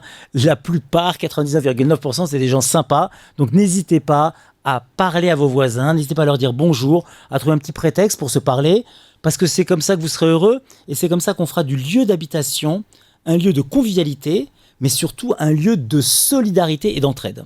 Oui, tout à fait. Et puis, on a vu aussi, alors on a parlé on l'a vu dans le reportage, on a vu les personnes âgées, c'est tellement beau, c'est cette communication entre générations, tout ce qu'on peut faire aussi. Donc, il y a des écoles qui participent, il y a beaucoup d'écoles d'ailleurs qui participent à ce type d'action. On a lancé, Florence, l'heure civique collégienne, l'heure civique lycéenne, l'heure civique dans les primaires. Il y avait déjà des écoles qui allaient en fait spontanément comme ça, qui organisaient les choses, mais beaucoup de profs nous ont dit mais avec vous ça simplifie la vie, parce qu'on organise les choses, on appelle les PAD, ça se fait, puis ça permet de mettre des gens dans l'action. Vous avez vu tout à l'heure au collège Sainte-Marie de Chavannes-en-Paillé en Vendée, 400 collégiens se sont mis dans l'action. Là où il y en avait une quinzaine qui allaient avec une des classes dans les EHPAD, là c'est 400 jeunes qui se bougent, oui. C'est-à-dire qu'on n'invente rien, c'est comme la fête des voisins. Il y a 1000 ans, nous sommes ici à Villejuif, il y avait 1000 ans à Villejuif, les habitants s'invitaient à prendre un verre. Dans 1000 ans, ils continueront. Qu'est-ce qu'on a réussi à faire tous ensemble ? Ça crée un dispositif de mobilisation qui mobilise 10 millions de participants en France et 100 millions dans le monde. C'est-à-dire qu'on a mis des gens dans l'action. Pour l'heure civique, c'est pareil, il y a plein de gens qui sont solidaires. Comment on fait qu'il y en ait de plus en plus ? Parce qu'il y a plein de personnes qui ont envie d'aider mais qui ne savent pas comment faire. Voilà. L'autre jour, un de mes administrés me dit « Mais c'est super l'heure civique dans les EHPAD, mais j'avais envie de le faire depuis des années. » Mais j'ai frappé une fois à la porte de l'EHPAD, je suis arrivé à l'accueil, j'ai dit « Bonjour, je m'appelle Durand, j'habite à côté, j'ai envie de vous aider. » La dame lui a dit « Écoutez, vous êtes gentil, mais on n'a pas besoin. » Il est reparti. Ben oui. Et il a eu le courage d'aller frapper à la porte. Mais combien de gens, en fait, faut aller frapper à la porte d'un EHPAD pour dire on a envie d'aider les petits vieux. c'est quand même compliqué. Voilà, là, il y a une sorte de caution, le fait de voir un reportage à la télévision, le fait que le maire en parle, ça donne des idées, ça donne des envies, et ça facilite le passage à l'action. Et donc, on a l'intervention en EHPAD, et puis on a l'intervention chez les personnes qui sont seules, les personnes âgées qui sont seules à leur domicile. Justement, ça participe aussi au maintien des personnes âgées à leur domicile, ce type d'activité. Vous avez tout à fait raison. Et la réalité, c'est que moi, j'ai une double casquette, celle de patron d'association et celle d'élu local, de modeste élu local, maire adjoint dans le 17e.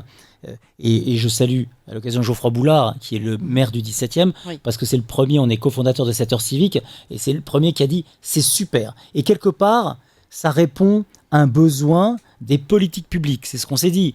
Aujourd'hui, on voit bien qu'on ne peut pas, face en fait, à l'augmentation des personnes âgées, face à l'augmentation de la durée de vie, comment faire pour que ces personnes vieillissent bien à domicile. On ne peut pas mettre toutes les personnes âgées en maison de retraite. Elles rêvent que d'une chose, nos personnes âgées, à rester le plus longtemps possible chez elles. Et donc ça repose d'abord sur l'institution. Bah oui, parce que quand vous êtes un peu dépendant, mais que vous avez une assistante sociale qui vient vous voir de temps en temps, une aide ménagère qui vient vous habiller, qui vient vous laver, qui vous prépare le repas, ça permet de rester plus longtemps chez soi. Mais quand en plus un de vos voisins vient voir régulièrement, ça permet aussi, en fait, on a tous vécu cette expérience. Moi, je me souviens quand on s'était installé dans mon immeuble là où j'habite, c'était il y a près de 30 ans maintenant, j'avais une dame qui avait une 60aine d'années, avec son mari, Jacqueline, et elle me rendait service. Quand un de mes enfants était malade, elle me les gardait parce que je suis allé travailler. On n'avait pas de télévision, on allait voir la télévision chez elle. C'était sympa. Puis au fur et à mesure du temps, comme tout le monde, comme nous tous, elle a vieilli, elle a perdu son mari, elle est devenue veuve. Et puis à un moment, elle commençait à être dépendante et elle tombait de son lit. Et en fait, ça a sonné chez nous quand elle tombait de son lit.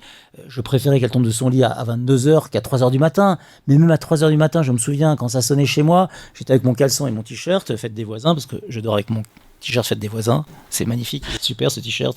Je vous en offrirai un tout à l'heure. J'espère. Et en fait, c'était génial. Je la remettais dans son lit, je discutais avec elle 3-4 minutes et je repartais heureux. Voilà, et c'était des scènes, c'était cocasse. Je la ramassais, je la mettais dans son lit, elle se demandait où est-ce qu'elle était, où est-ce que je suis, c'est qui, mais c'est Athanas. Ah, Athanas, vous faites quoi, c'est quelle heure il est? Il est 3h du matin, Jacqueline, et on passait un moment, 5-10 minutes ensemble, c'était super. Voilà, la relation à l'autre, elle rend heureux. Et cette heure civique, je le dis à tous nos téléspectateurs, c'est le meilleur antidote contre la morosité. Mais oui, contre la sinistrose, non, le monde ne va pas aussi mal que on le voit à la télévision tous les jours. Voilà, le monde, il y a plein de belles choses qui se passent. Et je le dis aussi à tous les élus, tous les maires qui nous écoutent, les présidents de département, les députés, c'est aussi une bonne thérapie pour les élus. Ben oui, parce que les élus, chaque fois qu'on les voit, il y a le congrès des maires, ils expliquent qu'il n'y a plus d'argent, monsieur le président, vous avez piqué tout ça, il ne peut plus rien faire. En plus, maintenant, les gens commencent à nous taper dessus. Avant, on se faisait engueuler, on se prenait des baffes, et maintenant, ils commencent à nous tirer dessus. C'est l'horreur. Non, c'est pas l'horreur, la vie d'élu, elle est magnifique. Il y a 700 000 élus locaux, qui tous les jours au quotidien, ils sont, en plus de leur travail, de leur activité, ils sont au service de la communauté. Les maires, on parlait des maires de communes rurales. Oui. Les maires de communes rurales, à 11h du soir, on les appelle « Monsieur le maire, il y a mon chat qui est parti sur une branche, j'arrive pas à le rattraper. » Ou « Monsieur le maire, il y a le voisin d'à côté qui me truc. » Ou « Il y a l'âne qui braie en face. » Ils sont non-stop au service des autres, les élus locaux. Et pourquoi je dis que c'est une belle thérapie ? Parce que là, avec l'heure civique, au lieu d'avoir des gens qui passent leur temps à les engueuler en disant « Monsieur le maire, vous n'avez pas rebouché le trou en face de chez moi. Monsieur le maire, c'est sale là. Monsieur le maire, j'ai pas de place en crèche. Monsieur le maire, je voudrais un appartement. » C'est des gens qui disent au maire « Monsieur le maire, on vous aime et on a envie de vous aider à réussir vos politiques publiques. On va vous donner 1 heure par mois. » Et en fait, les gens, vous savez, ils commencent par 1 heure par mois. Et puis après, ils donnent beaucoup plus. Et tout dépend des gens. Chacun fait ce qu'il veut. Ce matin, j'avais une de mes administrées dans le 17e, une mère de famille, 40aine d'années, 2 enfants qui bossent, qui me disait « Monsieur Périfan, moi j'y arrive pas, je m'en sors pas. C'est la vie de mère de famille, en boulot, c'est l'horreur. Mais je vais donner 1 heure par mois, ça me fera du bien. Je ne donne qu'1 heure. » Puis je dis « Vous êtes génial, mais 1 heure c'est magnifique. » Puis au-dessus, le jeune retraité, Germain, il dit « Moi j'ai envie de donner, monsieur le maire, ça me plaît votre truc. » Et on le voit dans un des reportages télé, à Royan, ça doit être Dany sur son échelle, qui fait un trou chez la voisine qui est aveugle, et qui dit « Mais moi, 1 heure par mois, ça me suffit pas. L'heure civique, c'est mon adrénaline. » Et lui, il en donne 3 heures par semaine. Voilà, c'est ça qui est génial. Et puis d'autres, ils font ce qu'ils veulent. Chacun fait ce qu'il a envie de faire. Et je dis donc aux élus, c'est une bonne thérapie. Et comment on peut faire autrement ? Vous savez, il n'y a plus d'argent ou de moins en moins d'argent public. On ne peut pas mettre des milliards d'euros sur le lien social. Et puis quelque part aussi, je vais être un peu disruptif. Ça fait 50 ans qu'on met des milliards d'euros sur le lien social. Il n'y a jamais eu autant d'isolement, de solitude, de défiance, de repli sur soi. Ça veut dire, quand on s'interroge, nous élus, qu'on a raté quelque chose et je pense qu'on a oublié l'humain, en fait, quelque part. Oui, les politiques publiques n'ont pas été suffisamment... Ça se déshumanise un petit peu. Vous savez, quand il faut appeler une mairie, il faut faire pour avoir le service truc composé le 1, pour avoir le 2, le 3, le 4, le 5, qu'il faut aller. Et quelque part, je pense aussi que la société d'hyperconsommation dans laquelle on vit, elle génère aussi de l'isolement et de l'indifférence.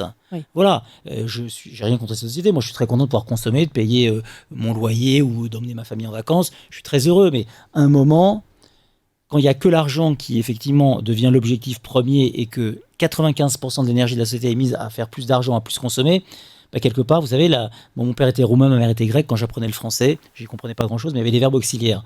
Quelques années après, j'ai compris. Être et avoir. Avoir, c'est le matériel. Important. Oui. Mais si le seul objectif, c'est le pouvoir d'achat, vous savez quoi, Florence, moi je veux bien être généreux, mais plutôt avec votre argent qu'avec le mien. Donc la réforme, c'est bien pour les autres. Et on va finir par se taper dessus parce que l'argent ne va pas susciter en moi ce qu'il y a de meilleur en moi. C'est plutôt de l'égoïsme, du repli sur soi, etc. Totalement. Il faut l'équilibre entre l'être et l'avoir. L'être, c'est la relation, le partage. On a 2 pieds, l'être humain. Il faut marcher sur les 2 pieds. Voilà, il faut et du matériel et de la relation. Et je trouve qu'on est parti, on vit bien mieux que nos grands-parents. Mais si notre confort matériel se fait au détriment de la relation, il faut qu'on corrige quelque chose dans notre modèle. Voilà. Souvent, quand je vois des amis originaires d'Afrique, ils me disent « Chez nous, on ne vit pas jusqu'à 95 ans, mais on ne meurt jamais seul. » Oui. Intéressant. Voilà, il faut avoir l'intelligence ici et l'intelligence dans le cœur. L'intelligence du cœur. L'intelligence du cœur, et c'est ça qui fait que, et souvent, on regarde, quand je célèbre des mariages de personnes effectivement qui sont du sud de la Méditerranée, je leur dis « Écoutez, je ne vais pas vous faire mon discours d'1 heure sur la famille et la solidarité. Vous l'avez retenu beaucoup mieux que nous. Chez vous, en fait, voilà, ça se passe complètement différemment. Et aujourd'hui, nous, Européens, Français, on mesure en fait la force d'un pays à son PIB, à son PNB, à notre capacité à produire des missiles qui partent dans les trucs, à envoyer des gens dans les étoiles. Il faut qu'on arrête. La vraie intelligence, elle n'est pas là. Elle n'est pas là. Elle est effectivement dans notre capacité à faire du collectif, à vivre ensemble, à faire société. Et je trouve ça super, et on a beaucoup de choses à apprendre de tous ces pays qui sont beaucoup moins riches que nous, mais qui ont su préserver ce qui semble essentiel. Oui, tout à fait. Et alors, j'aurais une dernière question justement pour finir avec les personnes âgées, parce qu'on parle beaucoup de l'aide qu'on apporte aux personnes âgées, mais je me dis, dans ce dispositif de l'heure civique, une personne âgée qui est évidemment valide peut elle également s'inscrire et proposer des petits services qui la maintiendraient justement en contact avec d'autres personnes. Alors des choses à son niveau, bien sûr, ça peut être garder le courrier ou les colis de quelqu'un, par exemple. Très bonne idée, Florence. Je vais vous recruter dans l'association. Il y a du jus de cerveau chez vous, hein. On sent que les neurones, ça fonctionne. Et moi qui suis, comme je vous l'ai dit, gentil mais limité, donc dans notre binôme, on va former un binôme. Vous acceptez de changer le monde ? Ah oui. Venez, bienvenue au club. Bienvenue au club. Et donc, il y a la tête et les jambes. Voilà. Donc, elle cogite, Florence, et moi, je distribue les cacahuètes et le jus d'orange. Plus sérieusement, mais mettons un peu d'humour. Franchement, pourquoi ? Parce que si on veut être en communion avec la souffrance de l'autre, si on met des barrières, qu'on est sérieux, qu'on se la joue, voilà, je suis ci, je suis ça, vous me connaissez certainement, insupportable.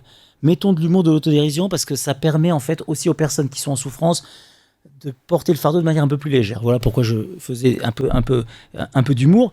Et ce que j'ai envie de vous dire, on a lancé donc l'heure civique collégienne, l'heure civique lycéenne, on a lancé l'heure civique en entreprise, on en a parlé, mais on a lancé l'heure civique senior. L'heure civique senior, c'est quoi ? C'est de se dire, vous avez tout à fait raison, Florence. Aujourd'hui, les personnes âgées, elles se sentent souvent stigmatisées. Bah oui, moi je suis un gars bien, toi t'es un petit vieux, je vais m'occuper de toi. Insupportable. Et notre modèle social, sans le vouloir, stigmatise les personnes âgées, les personnes handicapées, les chômeurs, les immigrés, les femmes seules. Tout insupportable. Et l'heure civique senior, c'est quoi ? C'est de se dire, je peux être une personne âgée, mais je peux rendre service à l'autre.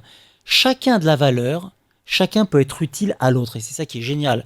Et j'ai cet exemple-là. Là encore, on n'a pas pu tout montrer, mais on refera une émission là-dessus. Il y a des belles images dans une maison de retraite à 13-Septier, dont le maire est Isabelle Rivière, qui est la vice-présidente du département de la Vendée, qui est très motivée sur ce sujet.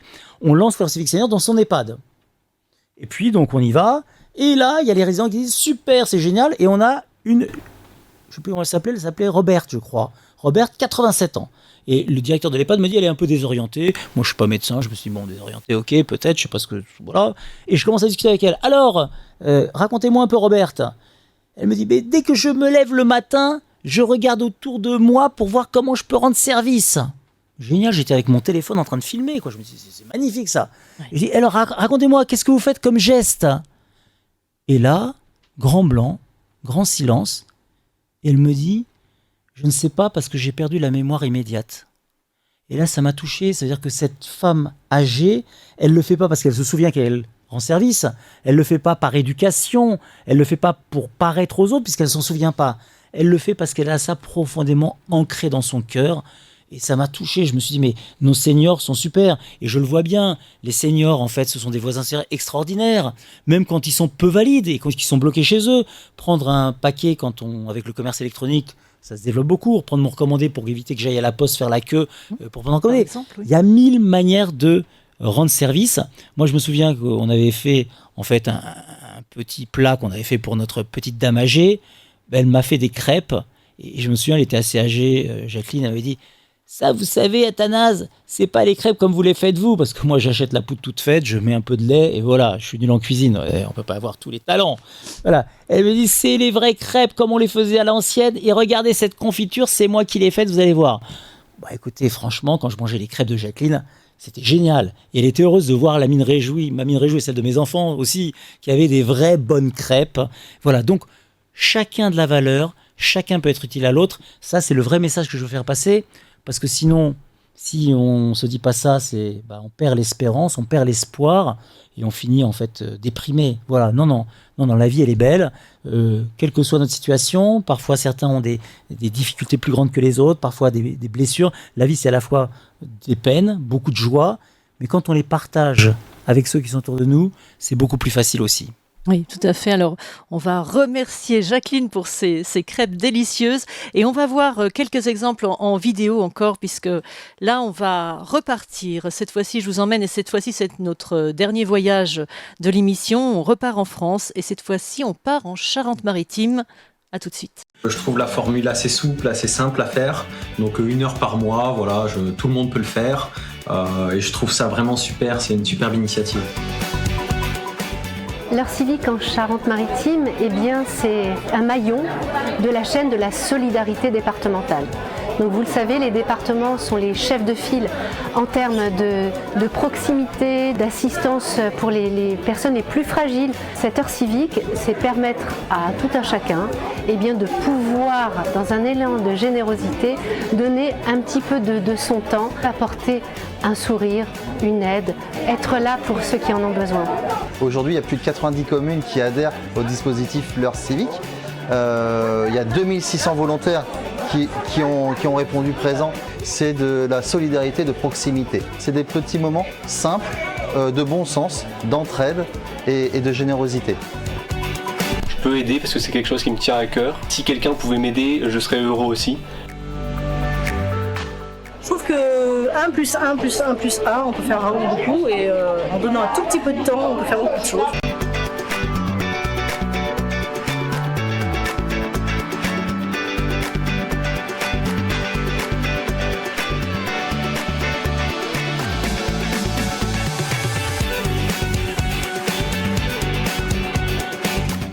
Alexandre Grenot et moi-même aujourd'hui avec Athanase Périfan, c'est vous dire merci.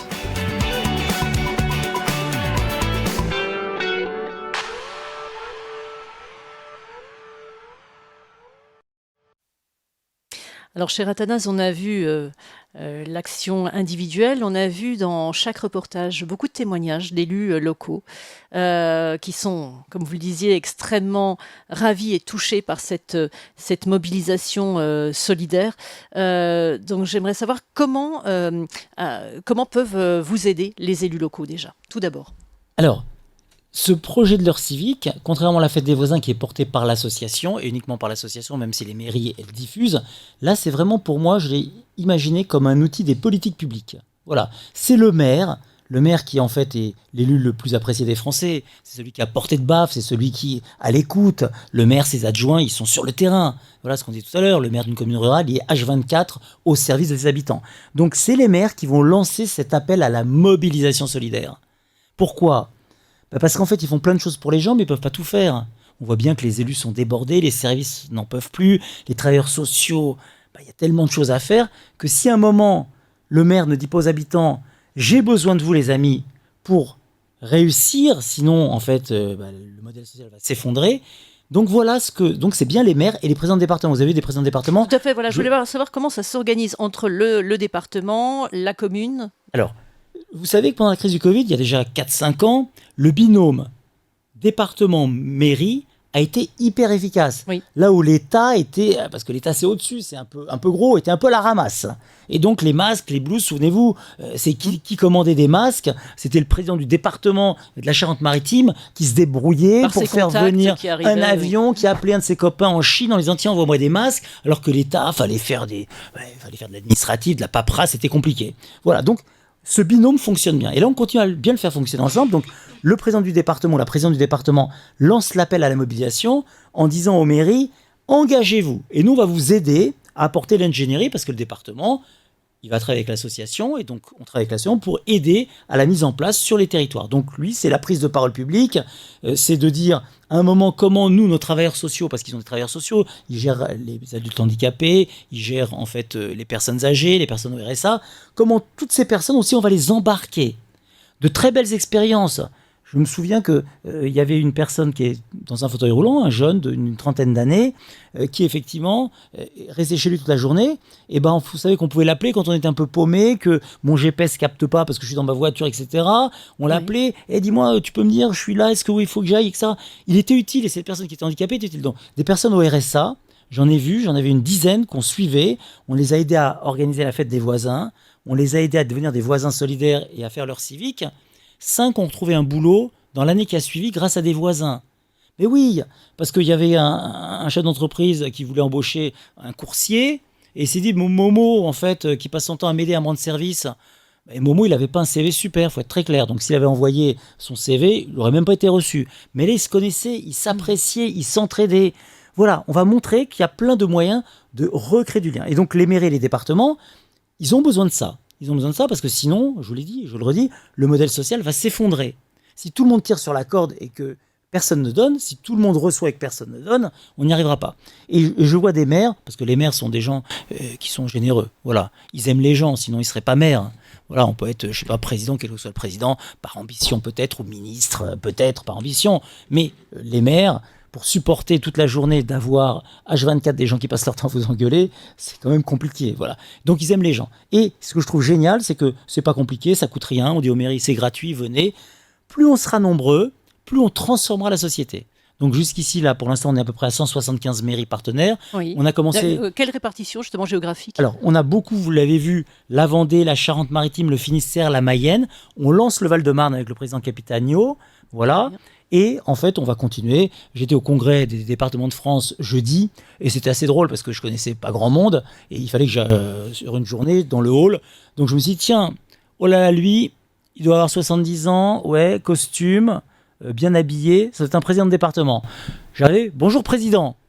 Et comme tout le monde est président de quelque chose, et quand on l'est pas, on est flatté de lettres, on me dit bonjour, juste sortez ma carte, bonjour l'heure civique, vous avez 10 secondes. Qui va vous dire non, j'ai pas 10 secondes. Et en 10 secondes, et ça dure un petit peu plus longtemps, je vais raconter, on a besoin de vous, voilà l'heure civique, c'est génial, chacun d'une heure par mois, on peut le lancer. Et je suis reparti avec 15 portables de président de département. Au moment où il fallait s'asseoir, il y avait 200 tables, il y avait à peu près 1500 personnes, à peu près 200 tables. Je me suis dit, je m'assois où ? Et puis, je veux une table où il y avait quelqu'un qui rigolait, je m'assieds là, et puis je me présente, et puis je dis, vous faites quoi ? Moi, je suis vice-président du département, chargé du social de la Charente. Et vous ? Je suis en fait présidente de tel département. Et vous, présidente de la Haute-Vienne. Et vous, président de la Charente. J'avais les présidents, ils étaient tous là. Qu'est-ce que j'ai pris dans notre portable ? Et c'est comme ça qu'on arrive en fait à embarquer les gens. Parce que tout seul, on ne fait rien. Et créer des dynamiques, c'est de plus en plus de gens qui vont se mettre ensemble pour pousser cette pierre, qui est une pierre lourde, de la transformation du comportement. Oui, il y a des gisements de générosité chez les Français, on est tous un peu aussi individualistes, mais moi le premier, j'ai en moi une part d'individualisme, d'égoïsme, d'envie de séduire, de goût du pouvoir, j'ai en moi une petite part de générosité. Comment le projet partagé me donnera envie de tasser ce que j'ai de moins bon pour donner ce que j'ai de meilleur.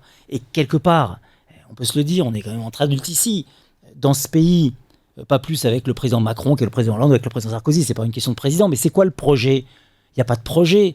Si le seul projet c'est le pouvoir d'achat, on va tous finir par se taper dessus parce qu'en fait on voudra prendre ce qu'il y a chez les autres, parce qu'on n'aura jamais assez.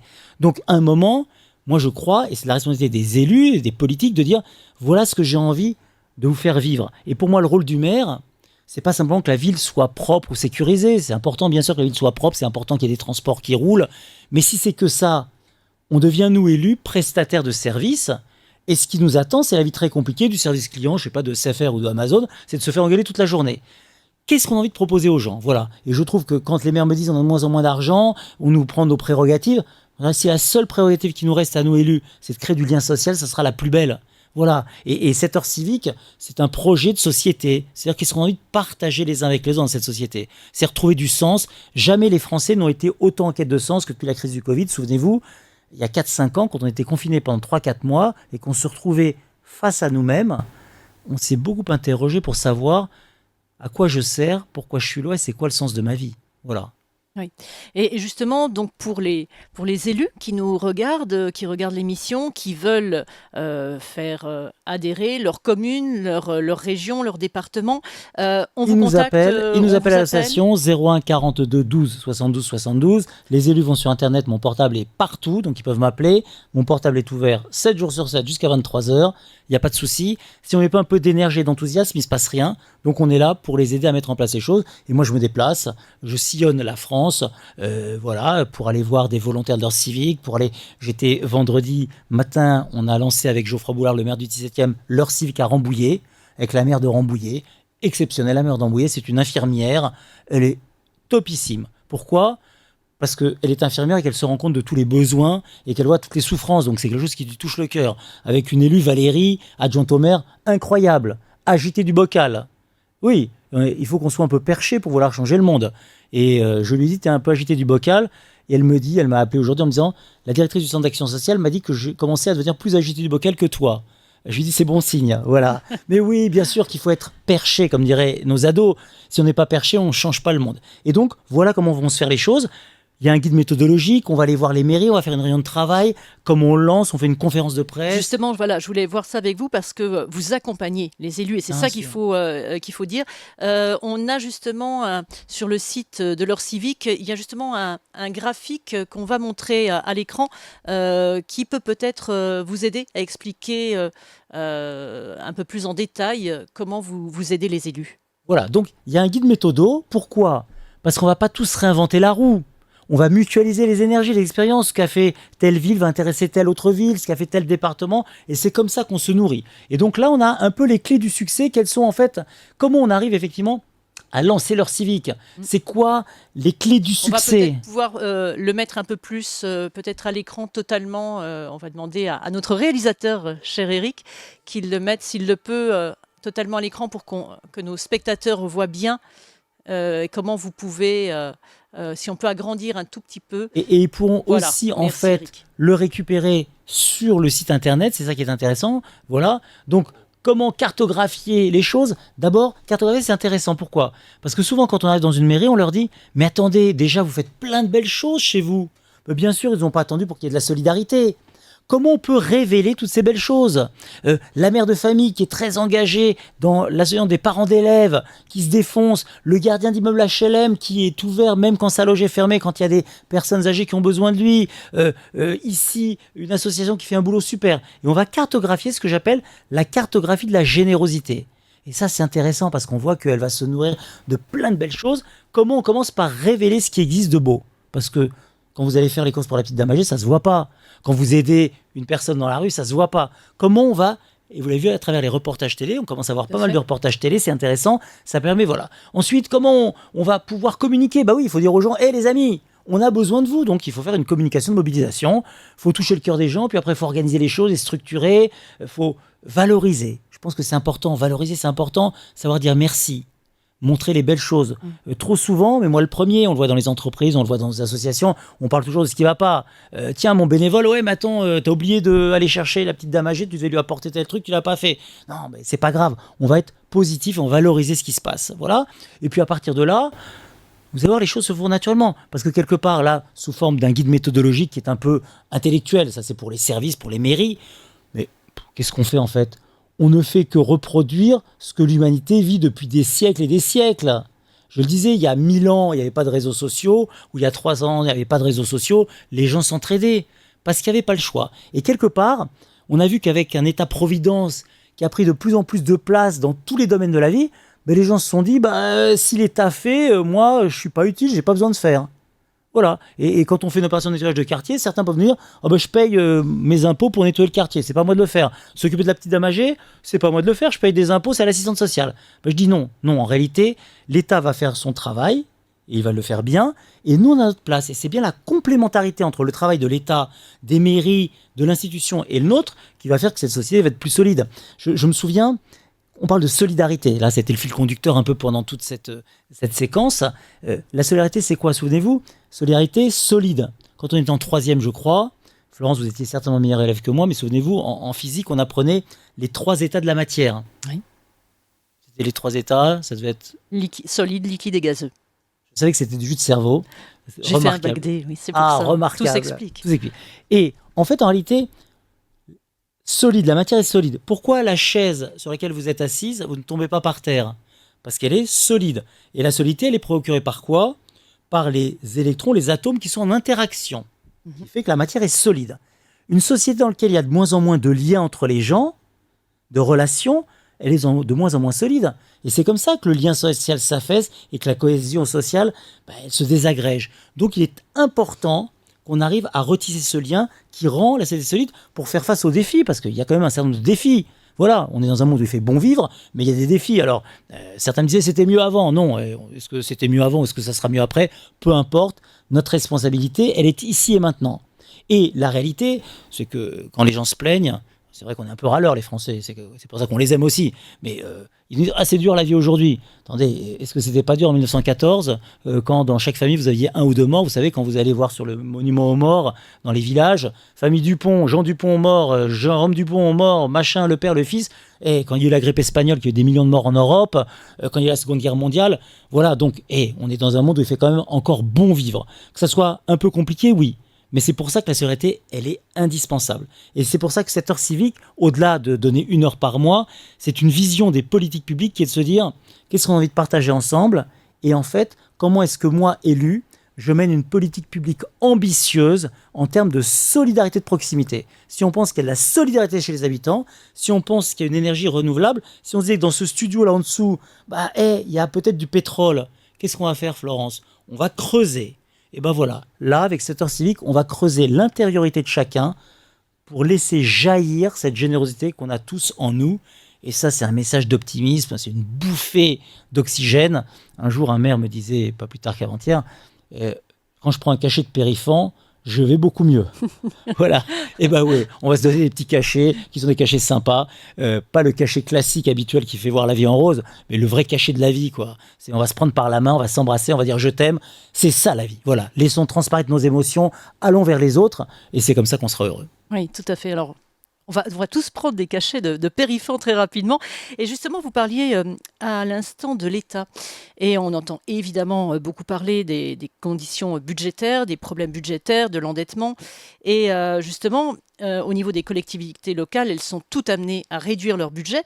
Et je me dis que finalement, l'heure civique, ça peut aider les collectivités locales dans ce contexte de réduction de budget à faire face à leurs impératifs avec la participation citoyenne.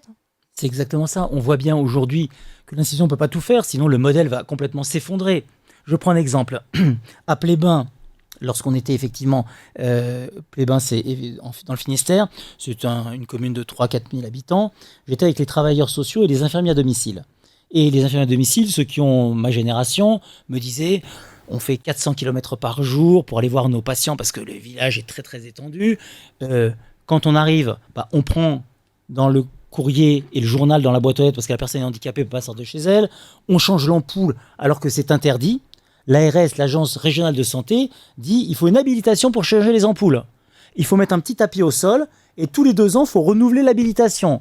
Comme si réussir à changer une ampoule nécessitait d'avoir un bac plus 15 ou d'avoir fait Polytechnique ou l'ENA. On marche sur la tête, mais ils le font quand même. Et puis il me disait, les jeunes générations d'infirmiers à domicile, ils font 35 heures. Voilà. Ils n'en font pas une de plus, et puis ils n'habitent pas dans la commune parce qu'ils n'ont pas envie le samedi, quand ils vont au marché, de rencontrer leurs patients. Ça change les choses.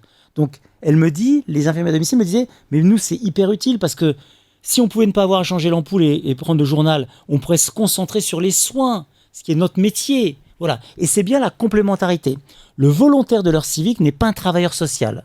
Il n'en a ni l'expérience, ni le professionnalisme. Ce n'est pas un infirmier à domicile. Chacun son boulot. Et quelque part, il y a des professionnels qui font leur boulot, mais qui peuvent se concentrer sur leur boulot quand des volontaires peuvent être plus, eux, dans des petites choses simples, aller chercher des médicaments, parler, préparer un petit gâteau, des choses qui sont extrêmement simples et qui font du bien. Voilà un peu la complémentarité, sinon le modèle social s'effondre. Et donc je dis aux élus qui nous écoutent, en réalité, on n'a pas d'autre choix que de mobiliser les citoyens. C'est quoi l'autre solution? C'est de mettre des milliards d'euros qu'on n'a plus sur le lien social. Faut pas rêver. Aujourd'hui, malheureusement, c'est comme ça. L'État, il est ruiné. L'État, il a plus d'argent. Donc, ça veut dire que on va être obligé de s'engager, nous les citoyens. Et quelque part, je vais être un peu provoque. C'est la fin de l'émission, un peu disruptif, un peu perché. Mais finalement, Florence, si c'était bien qu'il y ait moins d'argent, ça nous oblige à revoir notre modèle, en fait, en réalité. Et vous savez, ma mère est décédée cet été, elle était hospitalisée à domicile depuis 5 ans, mon beau-père est aussi décédé cet été, pareil. Et quand j'emmenais ma mère à l'hôpital, ce qui arrivait assez souvent aux urgences, mais je la sortais des urgences 2 jours après. Pourquoi? Mais parce que sinon elle allait mourir de faim. Mais oui, il y avait le plateau, c'était magnifique. C'était meilleur que ce qu'on mange chez nous. Mais personne pour la nourrir. Ma mère était handicapée, elle était comme ça, allongée, elle ne bougeait pas. Qu'est-ce que vous voulez qu'on fasse? Et je me suis souvenu un moment de ce qui se passait il y a quelques années, un peu en amont, ou ce qui se passe en Afrique. En Afrique, quand vous mettez un de vos parents à l'hôpital, vous y allez à l'hôpital, vous vous occupez de lui. Et si c'était aussi ça qu'on ferait, en fait, de se dire, oui, les médecins, les infirmiers vont s'occuper des problèmes de santé aux urgences, ils vont pas nourrir les patients parce qu'ils peuvent pas, ils s'en sortent pas. On rentre à l'hôpital. Et je vous raconte une anecdote qui m'a beaucoup touché, s'il nous reste encore quelques minutes. Oui, quelques minutes, effectivement. Très rapidement, avant de conclure. en Vendée, toujours en Vendée, on a lancé à Fontenay-le-Comte, avec le maire de Fontenay-le-Comte, l'heure civique, il y a 1 an et demi. Et donc, j'ai rencontré des volontaires, et il y avait Philippe. Philippe, 50 ans, 2 enfants, qui bosse dans une entreprise, et il a malheureusement une tumeur au cerveau. Donc il s'est arrêté de travailler, il est en arrêt maladie, il est dépressif parce que c'est un coup très dur pour lui. Et je l'ai revu quelques mois après. Et il a pris la parole et il a dit « Je voudrais dire une chose. Moi, tous les jeudis matins, j'emmène les enfants de l'école à la piscine avec les professeurs. Sinon, il n'y a pas assez de parents. Ça aurait été supprimé, la piscine. » J'ai envie d'appeler la sécurité sociale pour leur dire « Arrêtez de me donner des antidépresseurs. Je vais beaucoup mieux. Cette heure civique et ces enfants m'ont ramené à la vie. J'étais un poids pour ma famille. J'étais un coût pour la société. Et quand je sors le jeudi midi de la piscine, j'appelle mes anciens collègues de bureau que j'ai pas vus depuis des mois parce que je suis en arrêt maladie pour leur dire combien je suis fier de ce que je fais et je vais beaucoup mieux. Il s'est fait opérer. Il va beaucoup mieux. Les médecins ont dit c'est incroyable ce qui vous arrive. Et il me dit c'est cette heure civique qui m'a sauvé.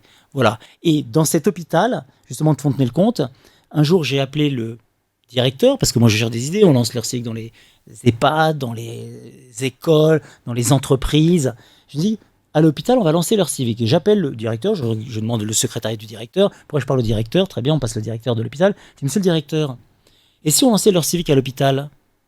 Qu'est-ce que vous en pensez?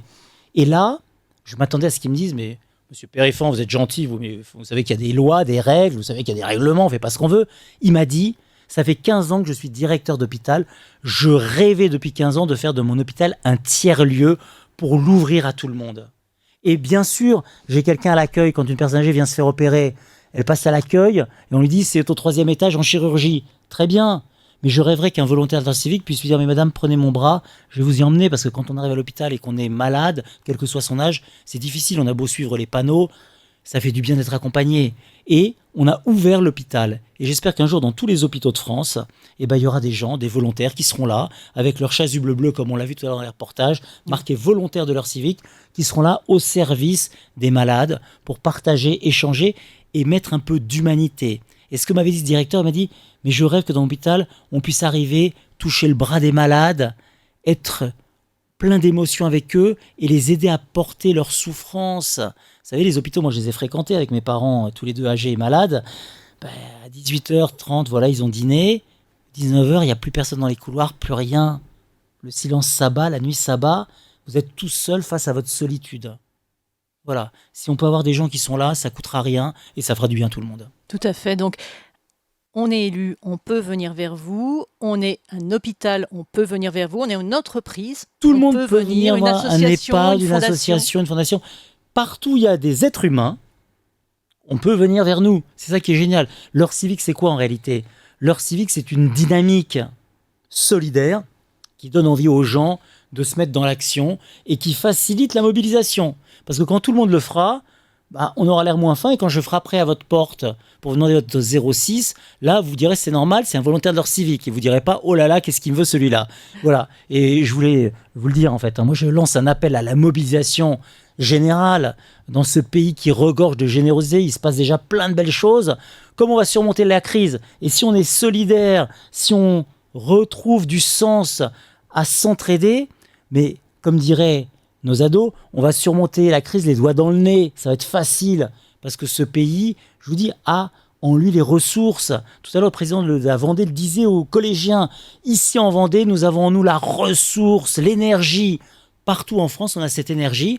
Allez, on va tourner la page de la morosité, de la météo, oui, il pleut, c'est pas grave, d'une actualité qui est un peu tristounette, c'est pas grave. Et on va retrouver dans celui qui est le plus proche, mon voisin, celui qui est à côté, au travail, à l'EHPAD, dans la rue, de merveilleuses rencontres. Vous savez, c'est une nouvelle expérience de la relation qu'on propose aux autres avec cette heure civique. Et vous allez voir, ça fait un bien fou, ça donne une énergie. On a la pêche, on a la banane. Et vous allez voir tous ces gens heureux, comme vous l'avez vu dans les témoignages, c'est magnifique. Oui. Et puis j'espère aussi que l'État vous soutient. Alors c'était bien parce qu'on a vu une ministre, Dominique Faure, qui était dans le précédent gouvernement, qui nous a soutenus. Pourquoi ? Parce qu'elle faisait dans sa mairie, c'est une dame vraiment généreuse, qui aime les gens. C'est une maire d'une ville de Saint-Orens-de-Gameville, à côté de Toulouse, une petite ville. Et elle a dit, ça me plaît ce truc-là. Et elle a écrit à tous les préfets pour dire, on lance une réserve citoyenne et c'est l'heure civique qui va animer tout ça. Ça me facilite la vie. Parce que quand j'appelle un préfet, quand j'appelle le secrétaire du préfet, oui, vous voulez parler au préfet, c'est la part du Athanas Périfan. Comment Anastase ? Elle comprend rien, déjà rien que mon nom.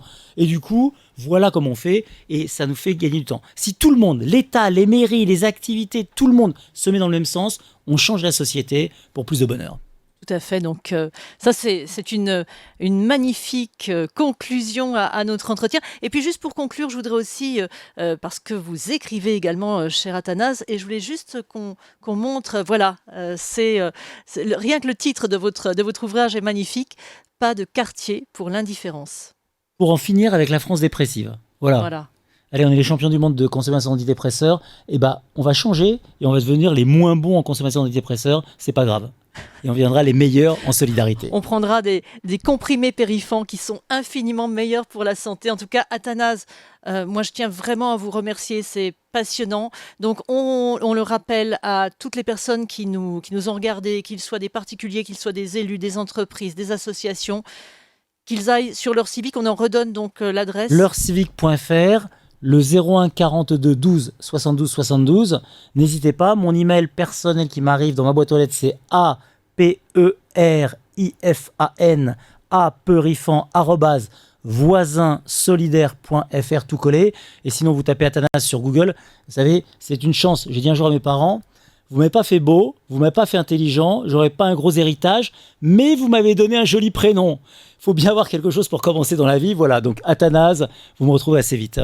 Très bien, mais écoutez, en tout cas, cher Athanas, merci infiniment. Merci pour votre venue. Florence, c'est moi qui vous remercie. On se sent tellement bien sur votre plateau, c'est que du bonheur. J'espère que vous reviendrez et on aura plaisir à vous recevoir une nouvelle fois. Merci à tous. Merci.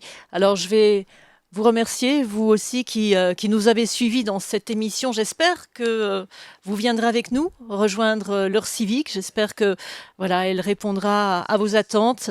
Et puis, je tiens également à remercier à la réalisation Éric Muresan qui vraiment nous a permis une magnifique émission encore aujourd'hui. Je remercie à la direction d'Armada Rabat Baloul qui est avec nous aujourd'hui et qu'on est heureux d'avoir sur le plateau. Et à la communication, je remercie Éric Durand. Donc merci à vous tous et puis je vous donne rendez-vous pour un prochain numéro de Place des Enjeux dans 2 semaines.